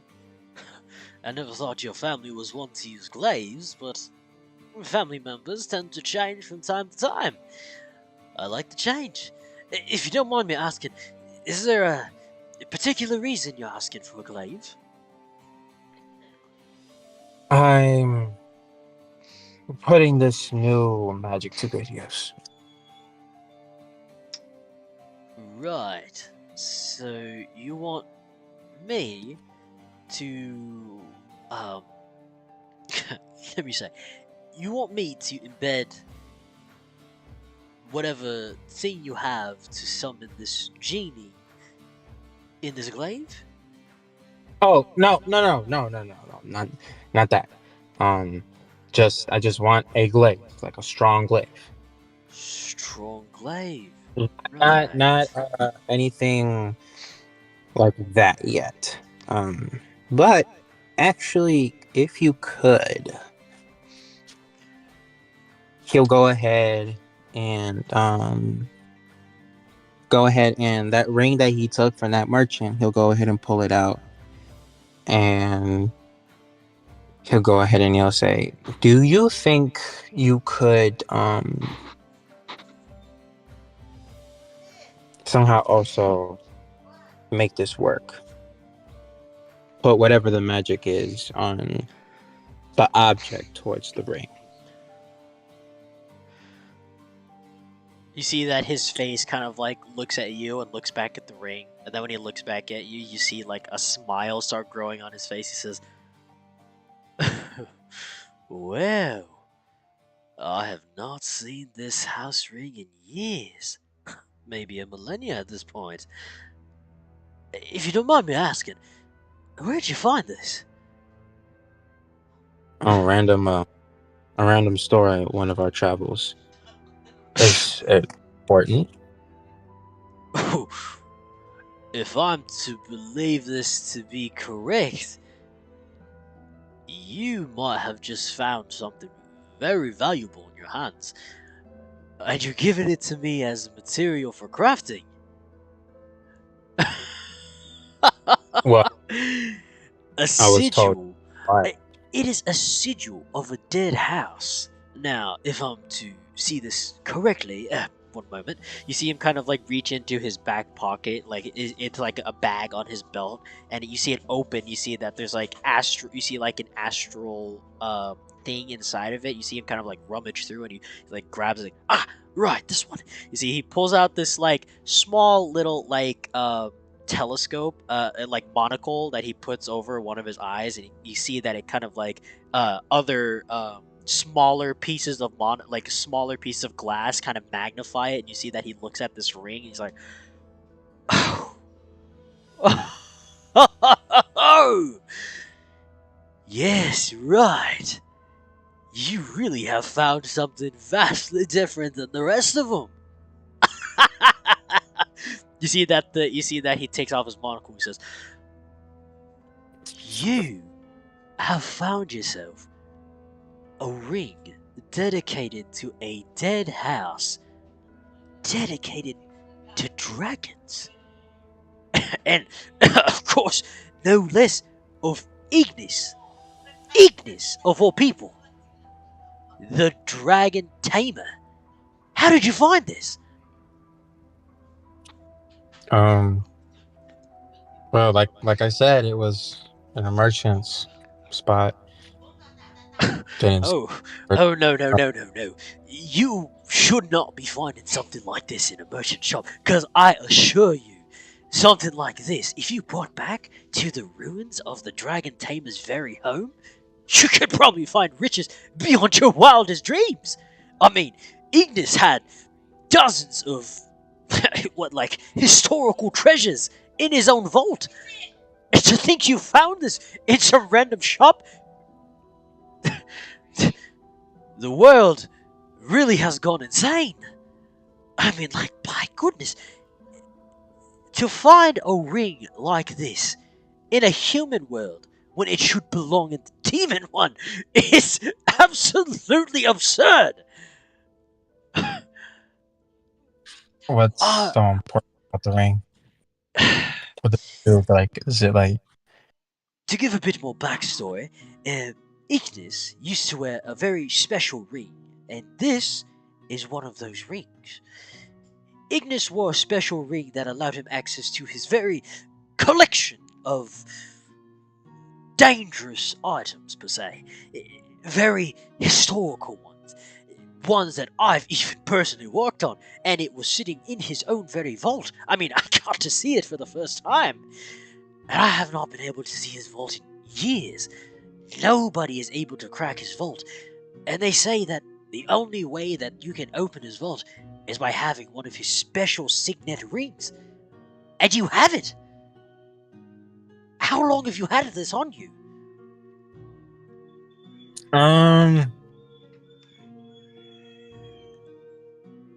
A couple like weeks, months. Only 5 though. Oh, well. 7 months. Let me say, if any other demon that knows the history were to find out you hold this ring, I am pretty sure you would be on every wanted list in all of this world. And maybe even the next one, if you were to die with this ring.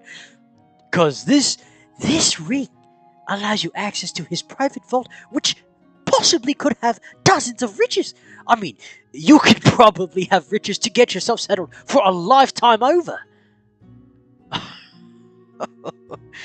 And you want to use this in a glaive?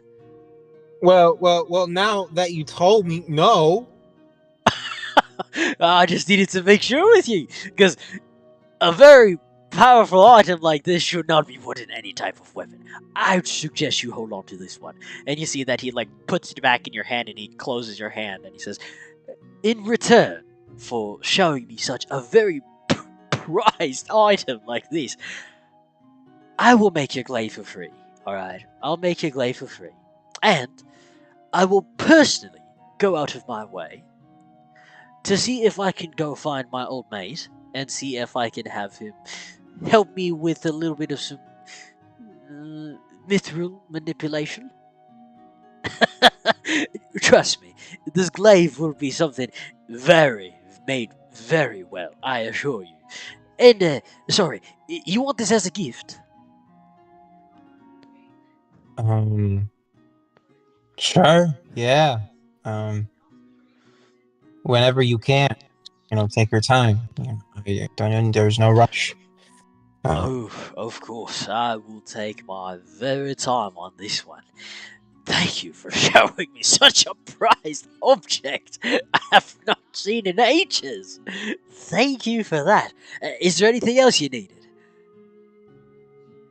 One more thing, small little thing, and I go ahead. I'll pull out my trident. A while ago, I used this, and at one time, I barely noticed it, but one time when I had it called back, it came back and felt weaker. Ever since then, it seemed like it was okay, but I didn't want to just let it sit, not knowing if it could have caused a problem later in the future. Huh. Really? You see that he, do you have the trident out? Yeah. Oh, um, you see that you see that Aragon kind of gently with both hands kind of grab the trident and he kind of inspects it over. You see he pulls out his monocle again. You see that the multiple glasses kind of kick in. You see he looks around. He says, "Oof, that's Oh my. Um. Never thought I'd see this type of thing again. Um. Well, you see that he kind of takes off his monocle and says, the damage is minimal. There's some repairs that can be done for it, but I'm afraid the Trident will not be able to go back to its former glory.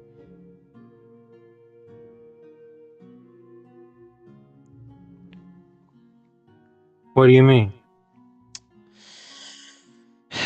Well, you see, the the material I made this trident out of was something I had not been able to find in years.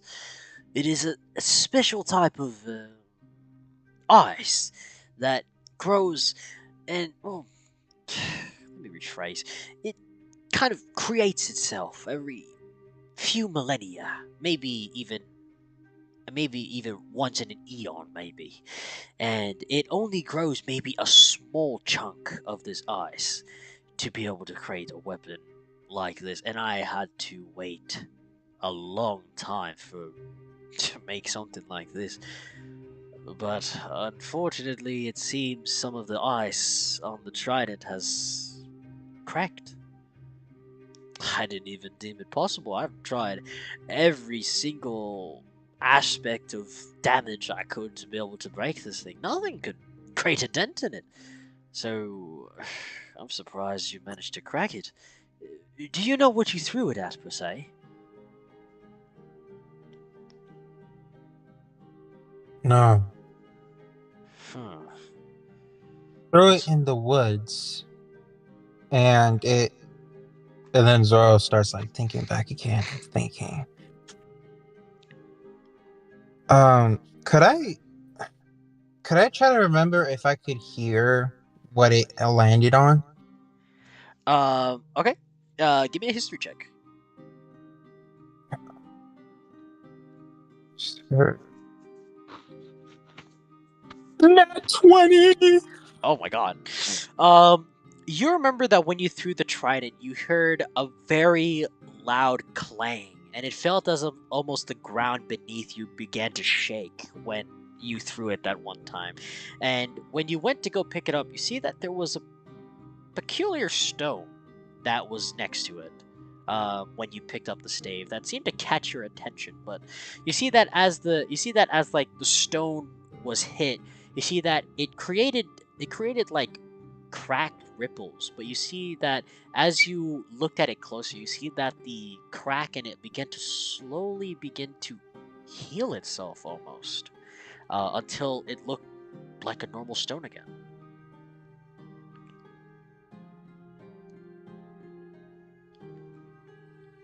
I'll go ahead and relay that information to Aragon. See, Aragon kind of like scratches his like tusky chin as he like looks over. Says, "The stone that healed itself? That can't be right. No metal should be able to fix itself at all. At least not with metals I've worked with. They shouldn't be able to do that unless you've had another material to fix it with. But it doesn't bode well for this weapon, I'll tell you that much. Well, what I can do is I can fix up a little bit of the damages, see if I can try to, possibly try to melt the crack in it and see if I can fix the dulling of the tips of the trident, but unfortunately I cannot guarantee that it can go back to its former glory. Yeah, I'm sorry. This, the material that I got this from took very long to get, and last I remember, it's still going to be another century before you'll be able to find at least a small ore of this material. So, I'm sorry. I wish there's more I can do, but I just don't have the necessary materials to fix this. do you mind if I, do what I can to see if I can fix it, or are you okay with what it's like? Yeah, yeah. See if you can take care of that as well. Alright, alright.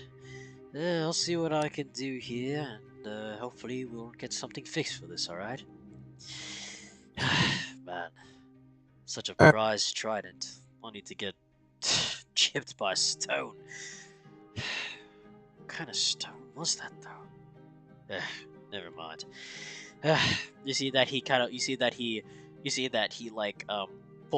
see that he pulls out his small pouch. You see that he opens it. You see the astral plane inside of it. You see that he slowly, bit by bit, stuffs the trident into it as he closes up the pouch and puts it on his belt again. He says, "Well, is that all? Anything else you need?" Um, for the most part, yes, I believe so. Um,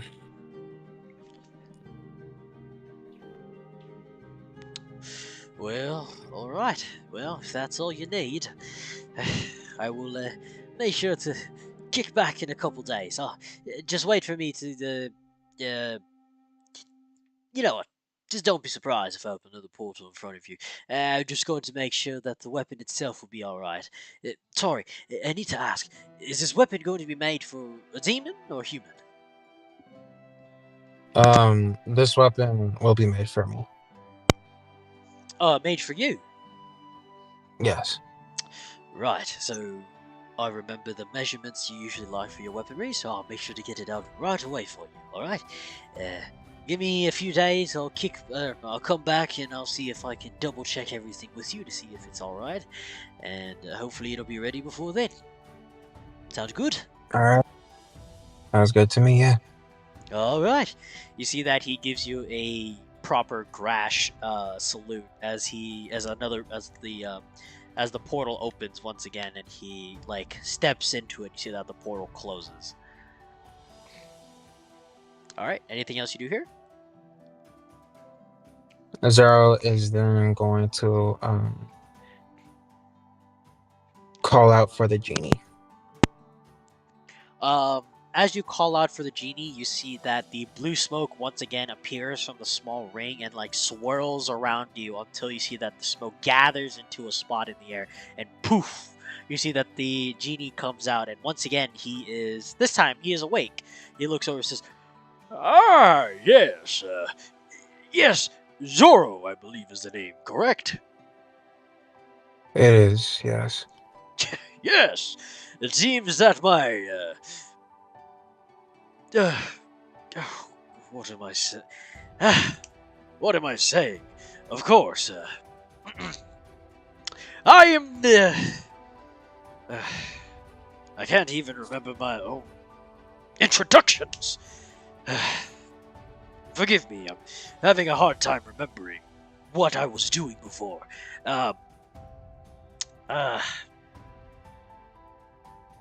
Forgive me. Was there something you wanted to speak about, Zoro? There was one thing, yes. I was wondering if you could show me what it is I can do. What it is you can do? Well, let me see. You can do this. Zoro, tell me, which one is it that you are confused about? Besides, of course, your own. Besides Control Flame, what else is it that you have access to?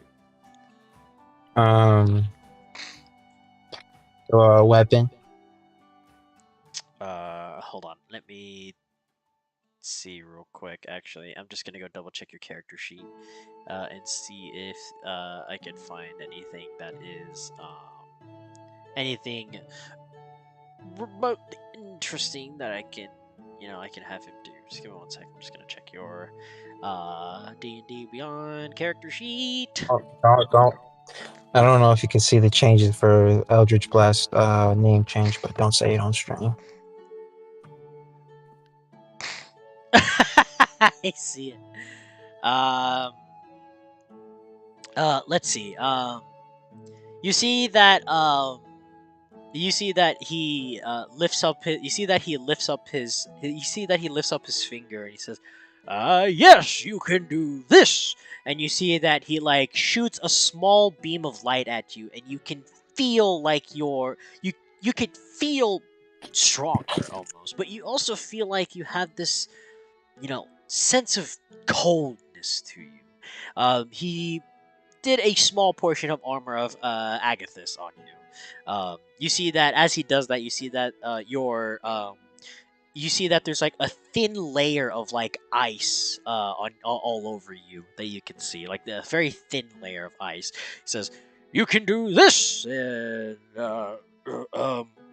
you can do something else. I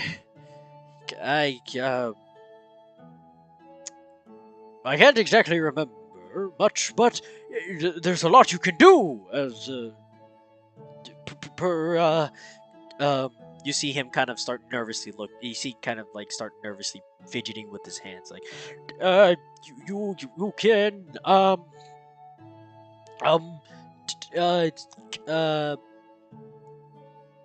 something.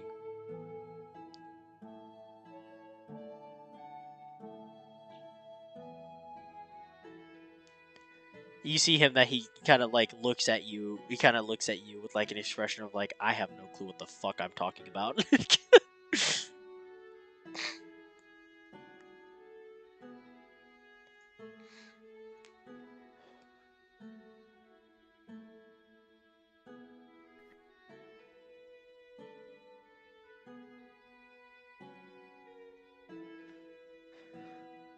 Zoro? Uh-oh. I think Zoro is currently inactive at the moment. He is doing something real quick.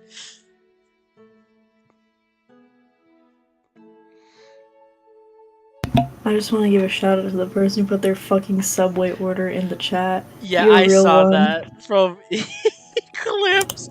Italian, herb and cheese bread, turkey, salami, ham, bacon, Turkey's provolone, Swiss cheese, 4 meats is so expensive. He mozzarella, must be toasted, rich. lettuce, cucumbers, mayo, avocado, and that's it, please. Bro, they got all Thank the you. Okay, extras. I'm back. Thank They you. added Okay. all this shit to their sandwich. That's like a $20 fucking sandwich. I wouldn't be I'm gonna go on the surprised if app it's right like, now and see how much it costs. I'm do dead ass. do let us know how much it is. But I will. I gotta go Zoro, on the Subway website. did you hear that he casted Armor of Agathis on you? Yes. Yeah. But you see that he like stuttered and stumbled around a little bit, but ultimately you see that he has the expression on his face of like, I have no clue what the fuck I'm talking about. Yeah. Okay. Well, he's gonna continue. Just then, he's gonna say, "All right, I'll try and figure out what it is I can do. I'll call you if I need any more help." And then, for the most part, he's just gonna continue to just test out what he can do, test his limits, and you know, just Alright. figure it out. Alright. So currently while you are working on that, we will cut back to Eric, as it seems that he wanted to do something very significant. So we will cut back to Eric. Eric, you said you wanted to go out into the town, correct? I said I wanted to go on a mission. Okay, and do tell me a bit more of this mission. What is it you are doing? I made a promise, and a promise I shall keep. I need to find Hellfire.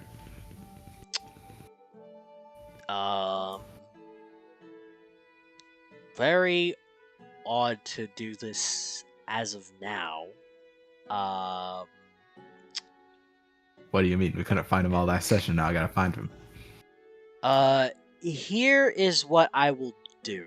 I will say that Eric has left the party to go search for Hellfire, and we will cut back to him tomorrow if we're gonna have the D&D session.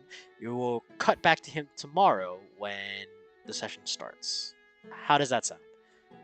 Yeah, sure. Okay, so then we'll cut it there for Eric then. We'll we'll cut back. Is there anything else that anybody wanted to do here in particular? Anything in specific that you guys wanted to do, or Oh, yeah. I was just gonna say, I think when Mara comes down the stairs, probably trying to avoid Willem a bit, Shamar wanted to talk to her. okay. So then we'll start with Shamar. Shamar, you see that William and Mara come downstairs, and you see that William goes back to tending a bit more to some of the wounded elves, and then you see Mara kind of like standing over on the corner on the side. Like she was probably like teaching the kids the very start of like dagger, of like how to use a dagger, and she'll probably take a pause from that for a moment to just, once she remembers that she had asked Willem to ask Mara about something, but she doesn't want to, create trouble if she can just do it herself, especially since she doesn't know if she can trust this guy anymore. So she'll just like kind of nod to the children to keep practicing. I will be back soon. And then she'll walk over to Mara and she'll just like give her a little bow. And she'll just be like, Lady Mara, do you have a moment? You see that Mara looks over at you and she kind of like waves her hand. She's like, "Come on now, I told you stop with that whole lady royalty stuff. Come on, we're in the presence of people that we're familiar with, so come on, be a little more relaxed if you mind. It just makes it a little more concerning when you start bowing and everything like that out in public. So I'd suggest you keep that on a bit of the down low. How's that sound?" I don't know if I can do that so easily, but Well, practice makes perfect. All right, practice makes perfect. Now, what is it you wanted to talk about? Well, lady, I had wished to speak to you and ask if you had known a few people from the village. If I'd known a few people from the village, you say? I mean, I knew a lot of people from the village, but go ahead, shoot. Anybody in particular you're looking for, or? Oh, yes, of course. I was looking for 2 people named Ito and Zara. Right. Those two. Were they the twins? I can't. Sorry, being in stasis for so long kind of slept my brain a little bit. Refresh me a little bit on who they were. She'll just like think back to herself. She doesn't really know who they are. She was kind of hoping that she would know. So Shamar will be like, they were, they ran a shop, I believe. I was just checking to make sure they got that all right. Oh, no. I think I remember those two. They were shopkeepers of a sundry store, I believe. I don't know, my memory's still kind of fuzzy a little bit, but I believe if I remember correctly, they were owners of some sundry store, and what happened with them?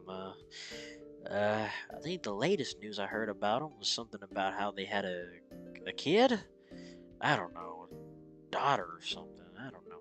It's hard to remember much, but is there anything wrong with these people that you're talking about? Oh no, I don't think so. I just wanted to make sure they got out all right. That's all. They're all right. Unfortunately, it's too late to check now, since of course, we're no longer in Iron Luna. So sucks. I wish we could have checked out and see if there's anything wrong with them, but Oh, right.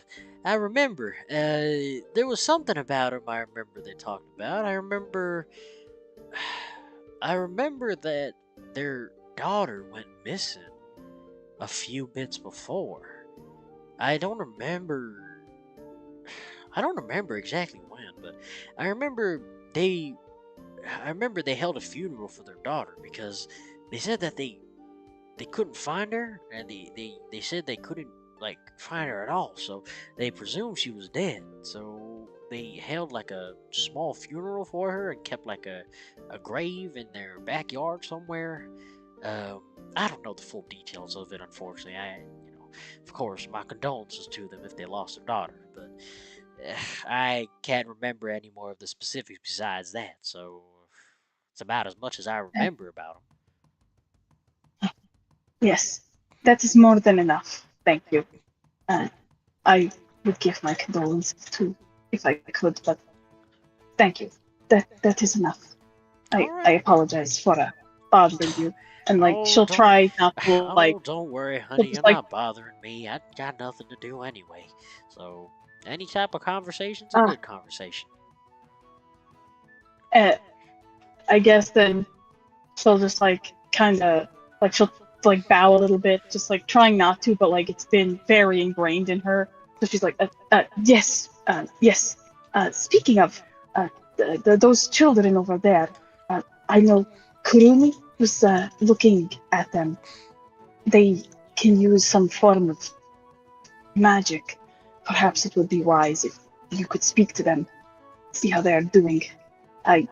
This is not my specialty. Well, I may not have been a mother to Karuni, but I'll see if I can try to be a mother to some of these children who have lost their families. So I'll see what I can do for you. How's that sound? Of course, if you need any assistance, please let me know. I am teaching some of the other young ones how to use a simple dagger so they can protect themselves if needed. If you are in need of any help of the sort, please allow me to assist. It's a little questionable teaching them how to use a dagger, because well, we are in some trying times, so it just makes sense to make sure to teach them how to be a little more survival based. So I applaud you for that one. All right, you see that she grabs her staff and like makes her way towards the two children that Kurui had spoke to. Anything else you do here, Shamar? No, Shamar will just probably go back to teaching the kids how to use daggers. Okay. Was there anybody else that wanted to do anything?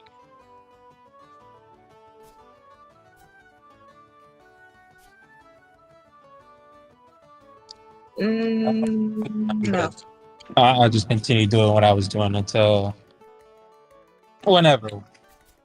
Okay.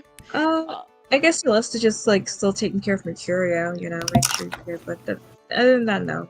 Okay. We'll kind of cut a little bit with Celeste before we kind of like put the session to bed. Celeste, as you bring all of your, as you bring all of the trays downstairs, you bring the empty tray downstairs, and you go back up and you see Mercurio. Mercurio is when he woke up and saw that you had food, he was excited, but then started to wonder why there's a pain in his finger. You see that you see that he looks down, you see that the chunk of the wall is still attached to his finger, and you see that he casually kind of like pulls it off, but you see that it created like a bit of like some skin tear, so a little bit of magic fixed that up a little bit, but you see that Mercurio like wolf down the food in seconds, and then you come back, he's like stretching up, it's like, all right. Well, good morning to you. I take it that you slept well? Yeah, but I seem to have this weird pain in my back somewhere. It's weird. I can't remember why I have this pain in my back. Kind of hurts. You see, he like twists a certain way. You heard an audible crack. Oh, yep, that one. Oh, yeah. Celeste like starts like, I suggest you don't do that. If you want, I can take a look. Yeah, if you could, please, because I don't know why my back is hurting this morning. As you go over and you check Mercurio's back, you see that his like back is covered in like dozens of like battle scars and everything. But you also see that there is a weird disalignment with his spine that you can clearly see on his back. He kind of like looks over. He's like, Any problems back there? Okay, I don't think your spine is supposed to look like this. Look like what? How can I say it? I guess off-centered. Off-centered. Right. Still don't know what that means. Like, not straight. So is that a bad thing? It is a bad thing, Mercurio. Right. So, what if I, like, twist? You see that he turns one way, and you see that his back, you see that he, like, you hear another audible crack on his back, and you see that his spine straightens up just a little bit. I guess that works. Yeah, I still have that weird pain in my back. Hold on. Let me see if I can, like, twist a bit more. You see he, like, twists, and as he, like, forcefully makes this last twist, you see that his spine straightens, and you see that his, like, spine immediately straightens out. And you see Mercurio's like, oh, wow. You see that he, like, hunches over on the side of the bed. He's like, oh, that hurt. That hurt. Ow. Okay. And Celeste, she's like, okay. I suggest you don't do that again. And she, like, helps him, like, sit up carefully. You help him sit up, and he's like, yeah, I'm gonna try to not do that again. You know why my back was like that? Man, that was really weird. Well, felt weird. Any reason why I was like that? Then Celeste thinks about it. She was like, the only thing I can probably think of is maybe when you were taken. And then she's like, oh, shoot, right. I've been meaning to talk to you about that. About? When you were taken to that dungeon place. Yeah. I want to apologize, but also thank you for defending me, and I wanted to apologize for even putting you in this situation in the first place. You see Mercurio kind of, like, rub the side of his neck. He's like, yeah, it's a bit of a weird one, because, you know, I still get memories of that damn dark room. Ugh.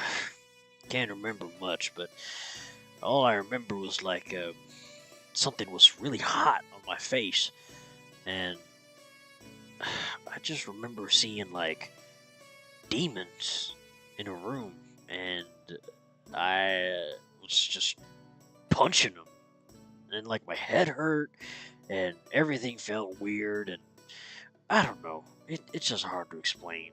I don't know how else to explain besides just feel like a weird dream. So, don't worry about my safety or whatnot. I'm all right. You all right? I know that was a bit of a rough time trying to help me out and whatnot. So, just making sure. You all right? Yeah, no, I'm doing well. You know, we managed to save this place, and then 5 months passed by. So Yeah. I was wondering where you guys went.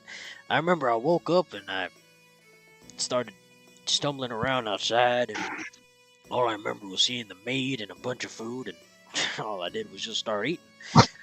And so, nothing bad, I hope.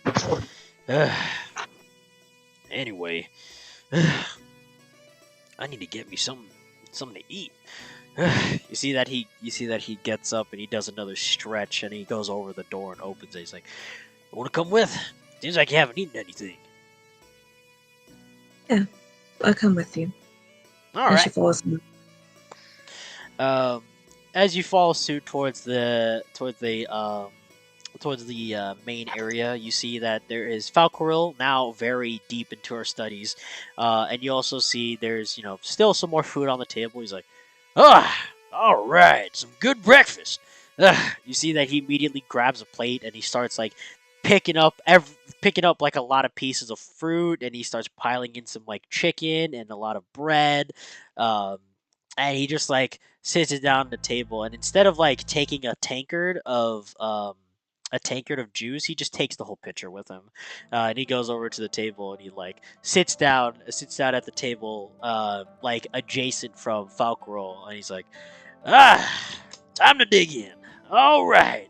You see that he immediately starts like grabbing at, he like grabs the chicken leg, just starts tearing into it. He starts putting in piece of like fruit in his mouth. He starts chewing, and then every now and then he just like takes a big swig from the tankard of juice, and in a mere 5 minutes manages to wolf down the whole meal.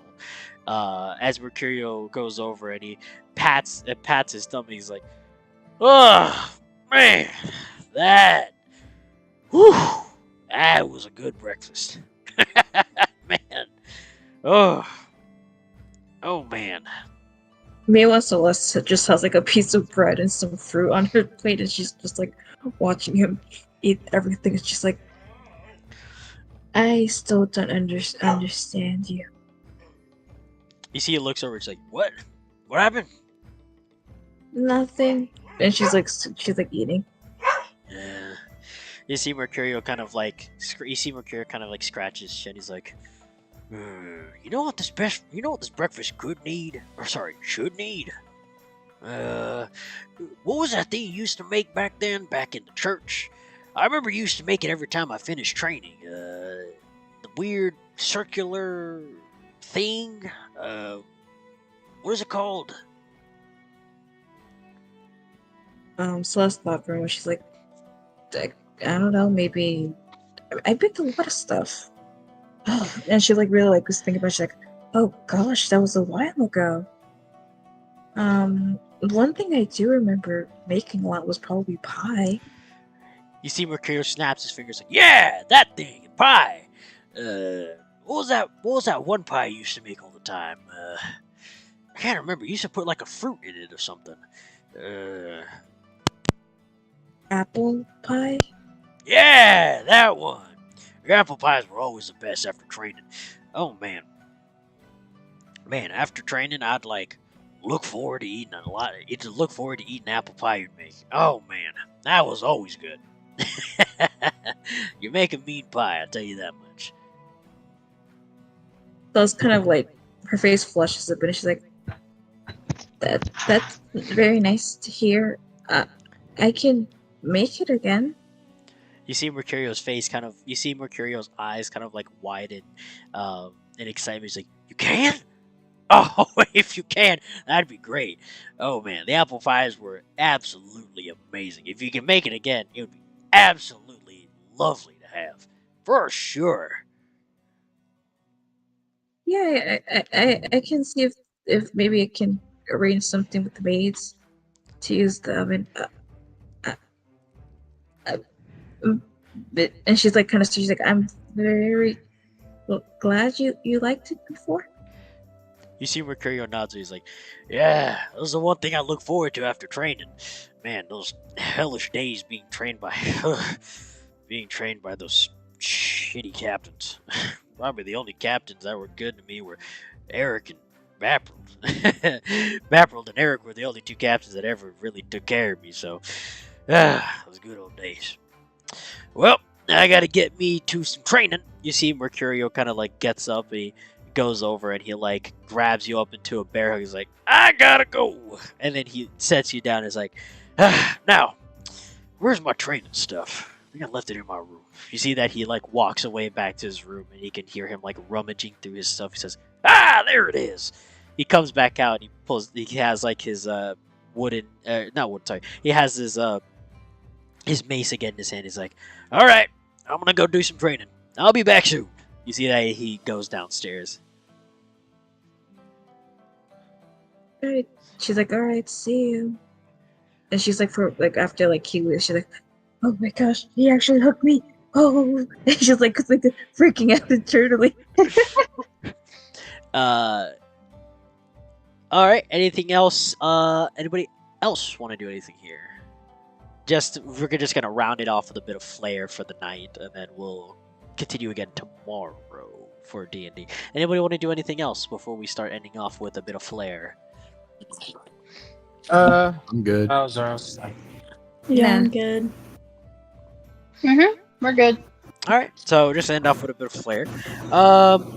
Shamar, you see that coming downstairs is the burly human that the night before was very drunk and very out of his mind. But you can see that on his face, he has a very happy expression on his face as he's coming downstairs with his mace. And you see him kind of like make his way towards you, and he sees you, Crooney. He says, "Ah, Crooney! It's good to see you again." He goes over and he's like, "Oh, so these are elven children, are they, or just regular children? I don't know, but they seem to really like you." Oh yeah, back at home, I'm maybe kind of sort of was a princess. You see Mercurio like freeze. He's like,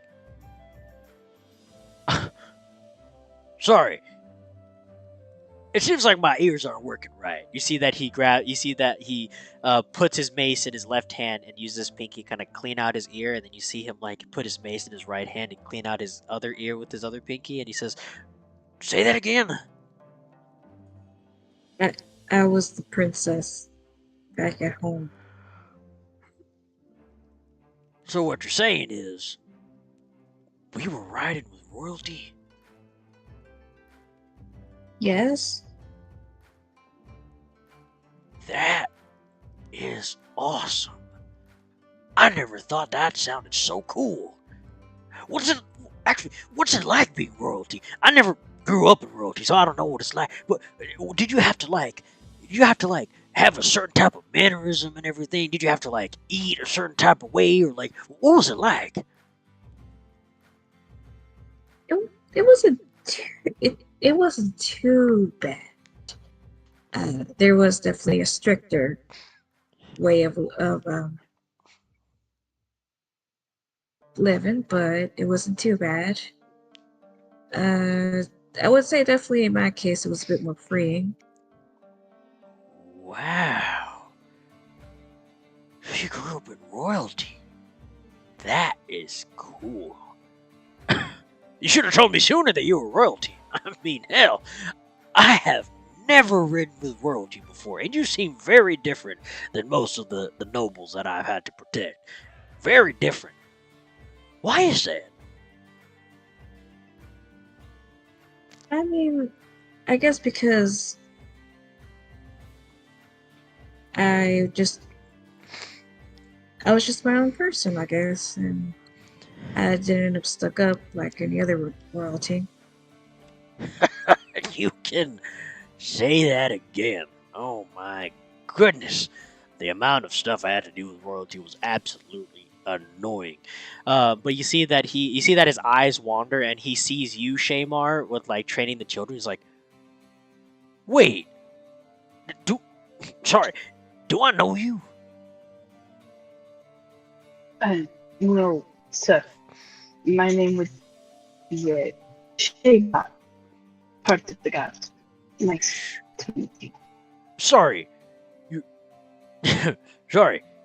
What was your name? Shayma.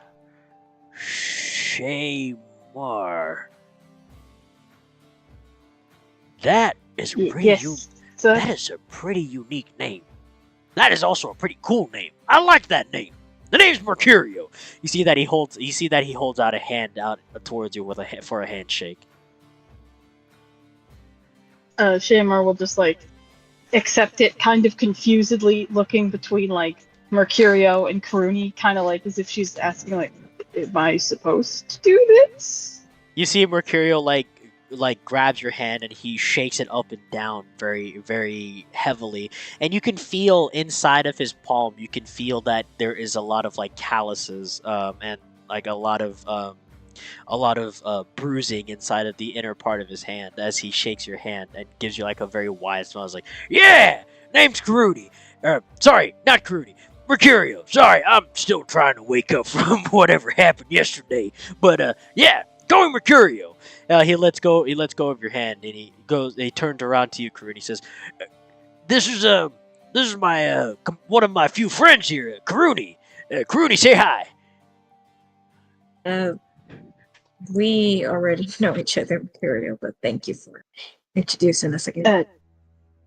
Yes, sir. I guarded her. I guarded everybody here. So you're like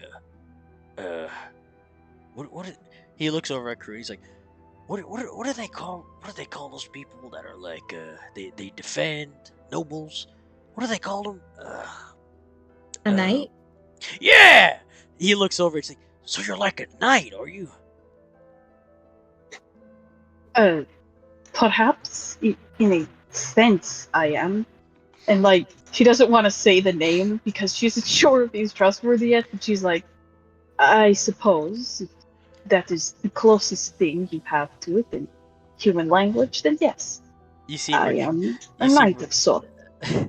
Again, Mercurio's eyes widen. He's like, so, what kind of training did you do? What was the name of your instructor? Like, did you have to train with, like, very heavy armor like I had to? Because, like, I remember when I was first starting to become, like, a knight, or, what do they call me? A paladin? I remember when I was first starting to become a paladin, they told me I had to wear, like, very heavy armor, and I had to use, like, a shield and everything, and, like, this is my mace. My mace is really cool. Got it from this weird guy. What was his name? This weird short guy. Can't remember his name. But yeah, did you have to do a lot of training? Of course. I have been trained my entire life for this. I live and die this. This is who I am. I can use any kind of armor. I can use any weapon. I am ready at any time. You see Mercurio's eyes wide. It's like, that is cool. Hey, you want to do something? What did you have in mind? You see Mercurio looks over. He's like, great. He goes over. He grabs you by the hand and takes you outside, and he pulls you out towards the forest. Like, all right. So what we're gonna do is we're gonna spar. All right. And like she'll just like kind of like her eyes are darting back at Karuni. Like, is this trust? You want me to kill him? Karun is just like, if you want, I can go and spectate. You see Mercurio. Stay with the children. You see Mercurio comes back and says, "Oh, yeah. Actually, do you mind if we get a spectator? I want to make sure that this match is fair." Okay, and then Karina looks to the children. She's like, "Who wants to watch a sparring match?" Don't bring them. And a few minutes later, you see that Mercurio and Shamar have been like put into this like ring. Mercurio not wearing his armor, just a regular a regular tunic, pants and shoes. And you see, you see that the kids have kind of like move over to the side as Karuni is like sitting on a stump nearby watching this fight. Mercurio's like, so with the amount of training you've done, I suppose you'd be a really good sparring partner, right? I have sparred before. Several nights have been spent fighting with all of my compatriots, with the blade, the glaive, the dagger, you name it. But yes, if you would like to spar, repayment for giving us lodgings, I do not mind. Name what you would like. You see that he looks over and is like, oh, use whatever you like. I just want to spar. I haven't done sparring in a while. I've been asleep for way too long, and I've been itching to try to do a bit of sparring. So, is it all right to do some sparring? Sure, let's go. Yeah! You see Mercurio immediately dashes towards you with his mace, and you see that he lifts it. And when he lifts it towards the sky, it looks almost as if a giant is about to swing a large club down towards you. Um, uh, what is it that Shamar does here in this instance? Shamar is probably just gonna try and like sideswipe that because you don't block something like that. That's just gonna knock you to the ground. So she's probably either gonna summon her shadow and sidestep if she can't get away in time, or she's just gonna try and dodge it outright. Okay. Um. Okay. Go ahead and give me a acrobatics check. Acrobatics or athletics check. All right, athletics it is. That is a natural 20 for a 28. Oh wow. Okay. So you see that Mercurial like dashes towards you and leaps up, and you see that he lifts his mace high in the sky, and you see that you're able to quickly yeah. You're able to quickly like swiftly dash backwards as he slams the ground, and you see that as he slams the ground, he creates this like pretty much like small crater with a bunch of cracks leading in different directions from that one strike, and you're able to quickly and deftly from that natural 20 able to swipe at him with your lance. I'm just gonna call it that you did damage on your lance. You see that like you created you like scratched him on the side of his face, and he says, "Oh, that was a good strike." As you make another swing, and he like blocks the swing a little bit with his mace, and he kind of like pushes your attack away, and he makes another like horizontal like wide swing. Um, Once again, give me another athletics or acrobatics check. Okay. It's 22. You see that as he makes this horizontal strike, you see that you're able to deftly duck under it, and you do like this backflip where you like kick with your like the bottom of your foot. You like uppercut him with your foot as you backflip backwards, and you see that you see Mercurio kind of stumbles back. He says, "Wow, that was a powerful kick. Man, you are strong." One more time. You see that Mercurio goes over, and this time he makes another swing at you, but it feels as though the swing feels different from the other two. If you'd like, you can give me a perception check beforehand. All right. You got it? That is an 11. You see that as he swings, it seems his swing seems accelerated, like faster than usual. Go ahead and give me this acrobatics or athletics check with a disadvantage for me, please. Can I use my shadow to escape quicker? You can go ahead. You can go ahead and do that. As you see that Mercurio strike, darts towards you at like a rapid speed, faster than his normal swings.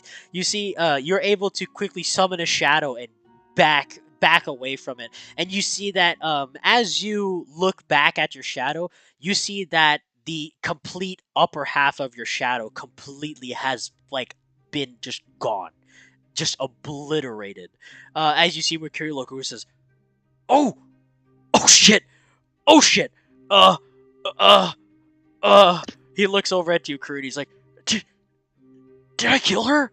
Oh shit.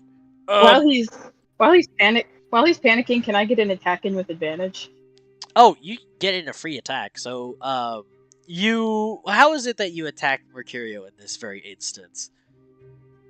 Probably like as soon as he turns his head to look at Karuni, like Shamar immediately sees the opportunity and just like puts both of her lances at his throat. She just like immediately runs up before he can like really get the words out, and just like stands where her shadow used to be, and just like holds both of her lances like in a X pattern across his throat, and she just like tenses them there and just says, You lose. You see Mercurio Got looks at distracted. you. See Mercurio looks at you. And he's like, "Whoa!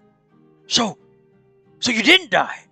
You see that Mercurio like drops. You see Mercurio drops his mace and like grabs you up into a barrel. He's like, "Oh my god, I am so sorry. I didn't mean to hurt you. I'm sorry. I'm sorry." And he like lets you go. He's like, "I'm sorry. Are you okay? Do you need any healing or anything? Are you all right? Are you okay? I didn't hurt you I'm too bad, fine. did I?" Oh, No. I'm fine. Trust me. Don't worry. I am much tougher than that.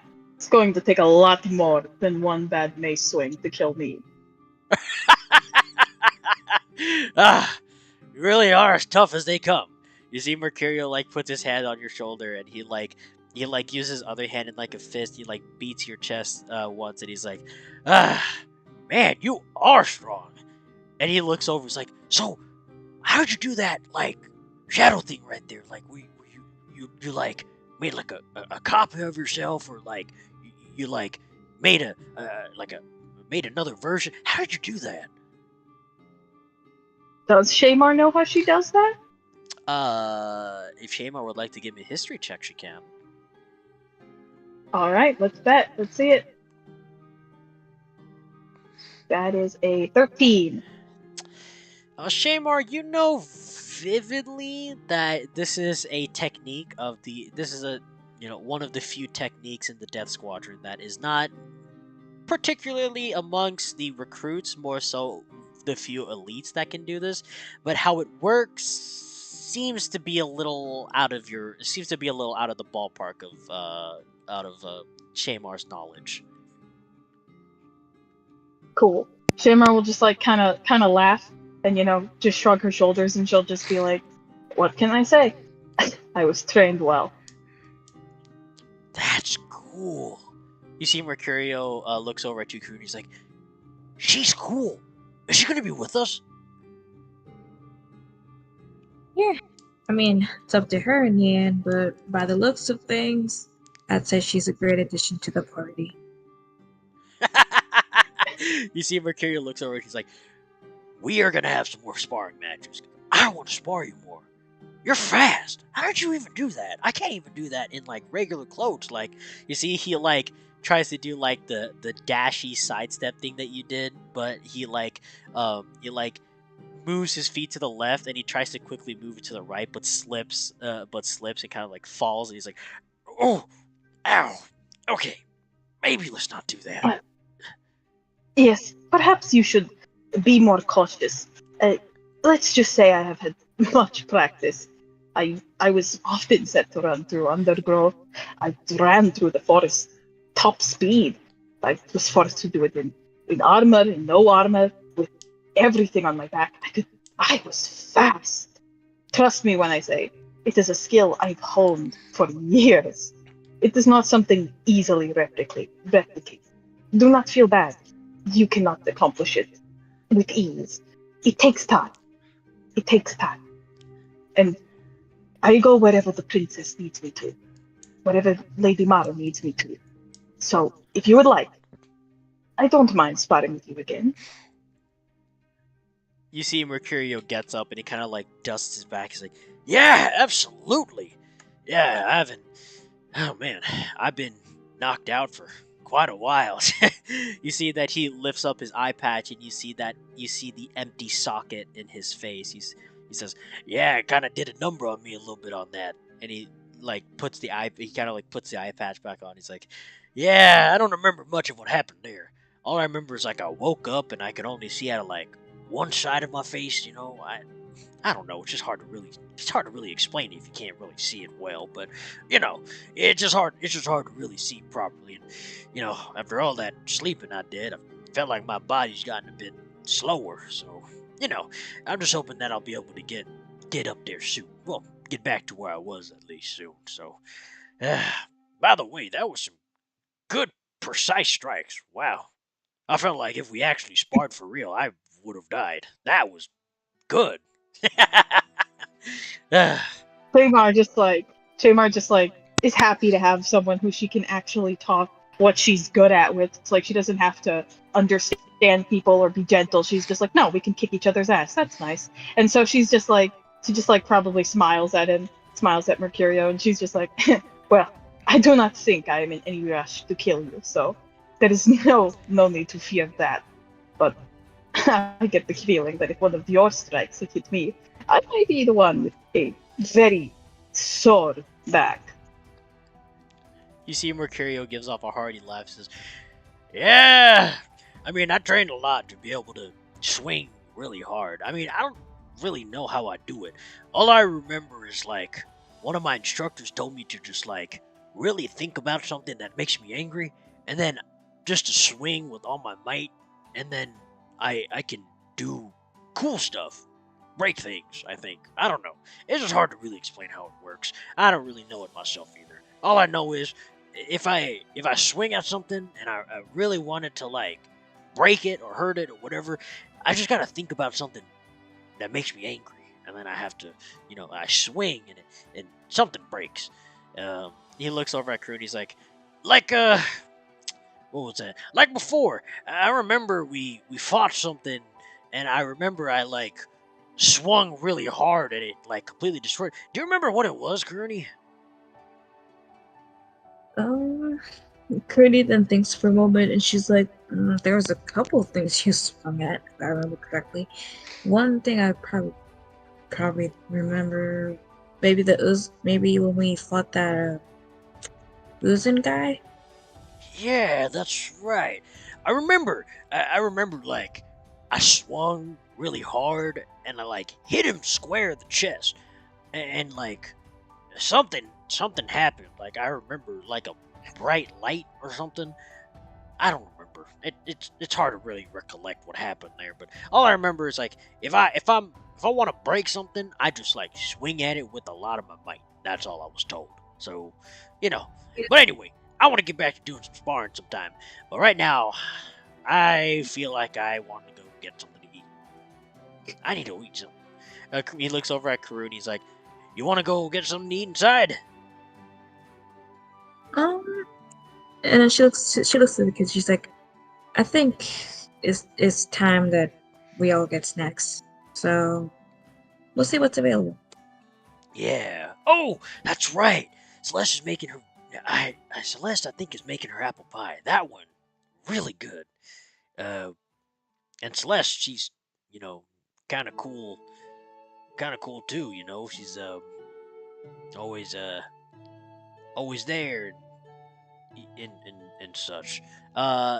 If either of you'd like, Shamar or Karuni, if you'd like, give me an insight check. I will fail this miserably, but I will go for it. It's an 11. Okay. That's a 12. It isn't exactly a very high. But Karuni, I will have Karuni use her inspiration. I mean, you didn't exactly need to make a high roll for this, so I don't think you need to use an inspiration. Okay. You can clearly see that when Mercurio talks about Celeste, he's talking about her in a very genuine way.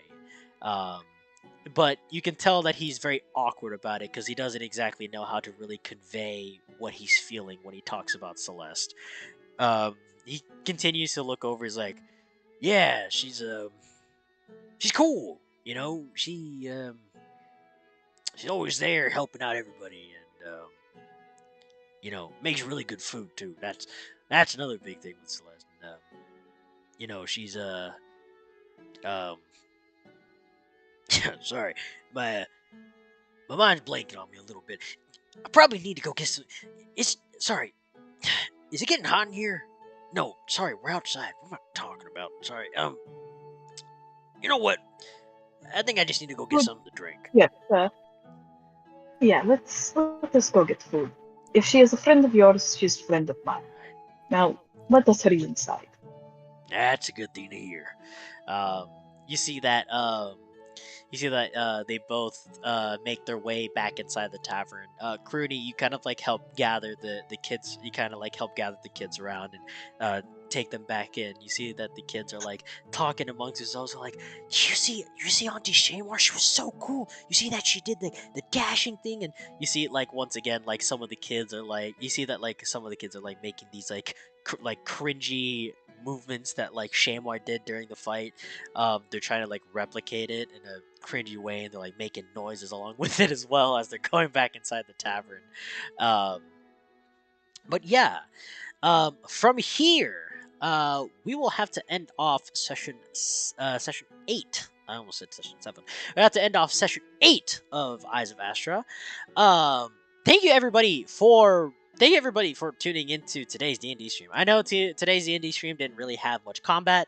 That was because it was supposed to be reserved for the tournament portion, but I just realized that with all that happened here, I don't think we could have a tournament portion in today's session. Tomorrow we will, and of course I'll have to rework it so that it will be the beginning of the next arc. But like I said, this one will start off with a bang, for sure this time. Like always, I always want to make sure I get here. I'll just put it to this one so you guys can see everybody, and I'm just gonna turn off display capture. Like always, I always want to make sure I get everybody's opinion on the session every time we finish. So, let me. How many do we have? Okay, you know what? We'll start with the older players first this time. Yaka, anything you want to say about today's session? Yep, that's me, the oldest player. No, I said old players first. Oh. So the ones that have 'Cause been I'm here in that- the session, who have Right. been in this D&D campaign the longest. Yep, it was great session. I can't wait to swap out characters. Can't wait to swap out characters. Sailor, anything you want to say before we end the stream? The Selcurial ship is about to sail. Let's go. Zoro, I'm anything you still want to say? working on a ship name. Still working on a ship name. It is still in the works, apparently. Zoro, anything you want to say before we end the stream? Not so much. Just Zoro's excited for his new weapon. Ooh, okay. Lino, anything you want to say before I end today's session? No, sir. It was very good. I had a good time. I hope so, man. It's been a while. It's been a few days, so you know it's been a weird few days. So I hope it was a good session. That is a to go terrible back. ship name.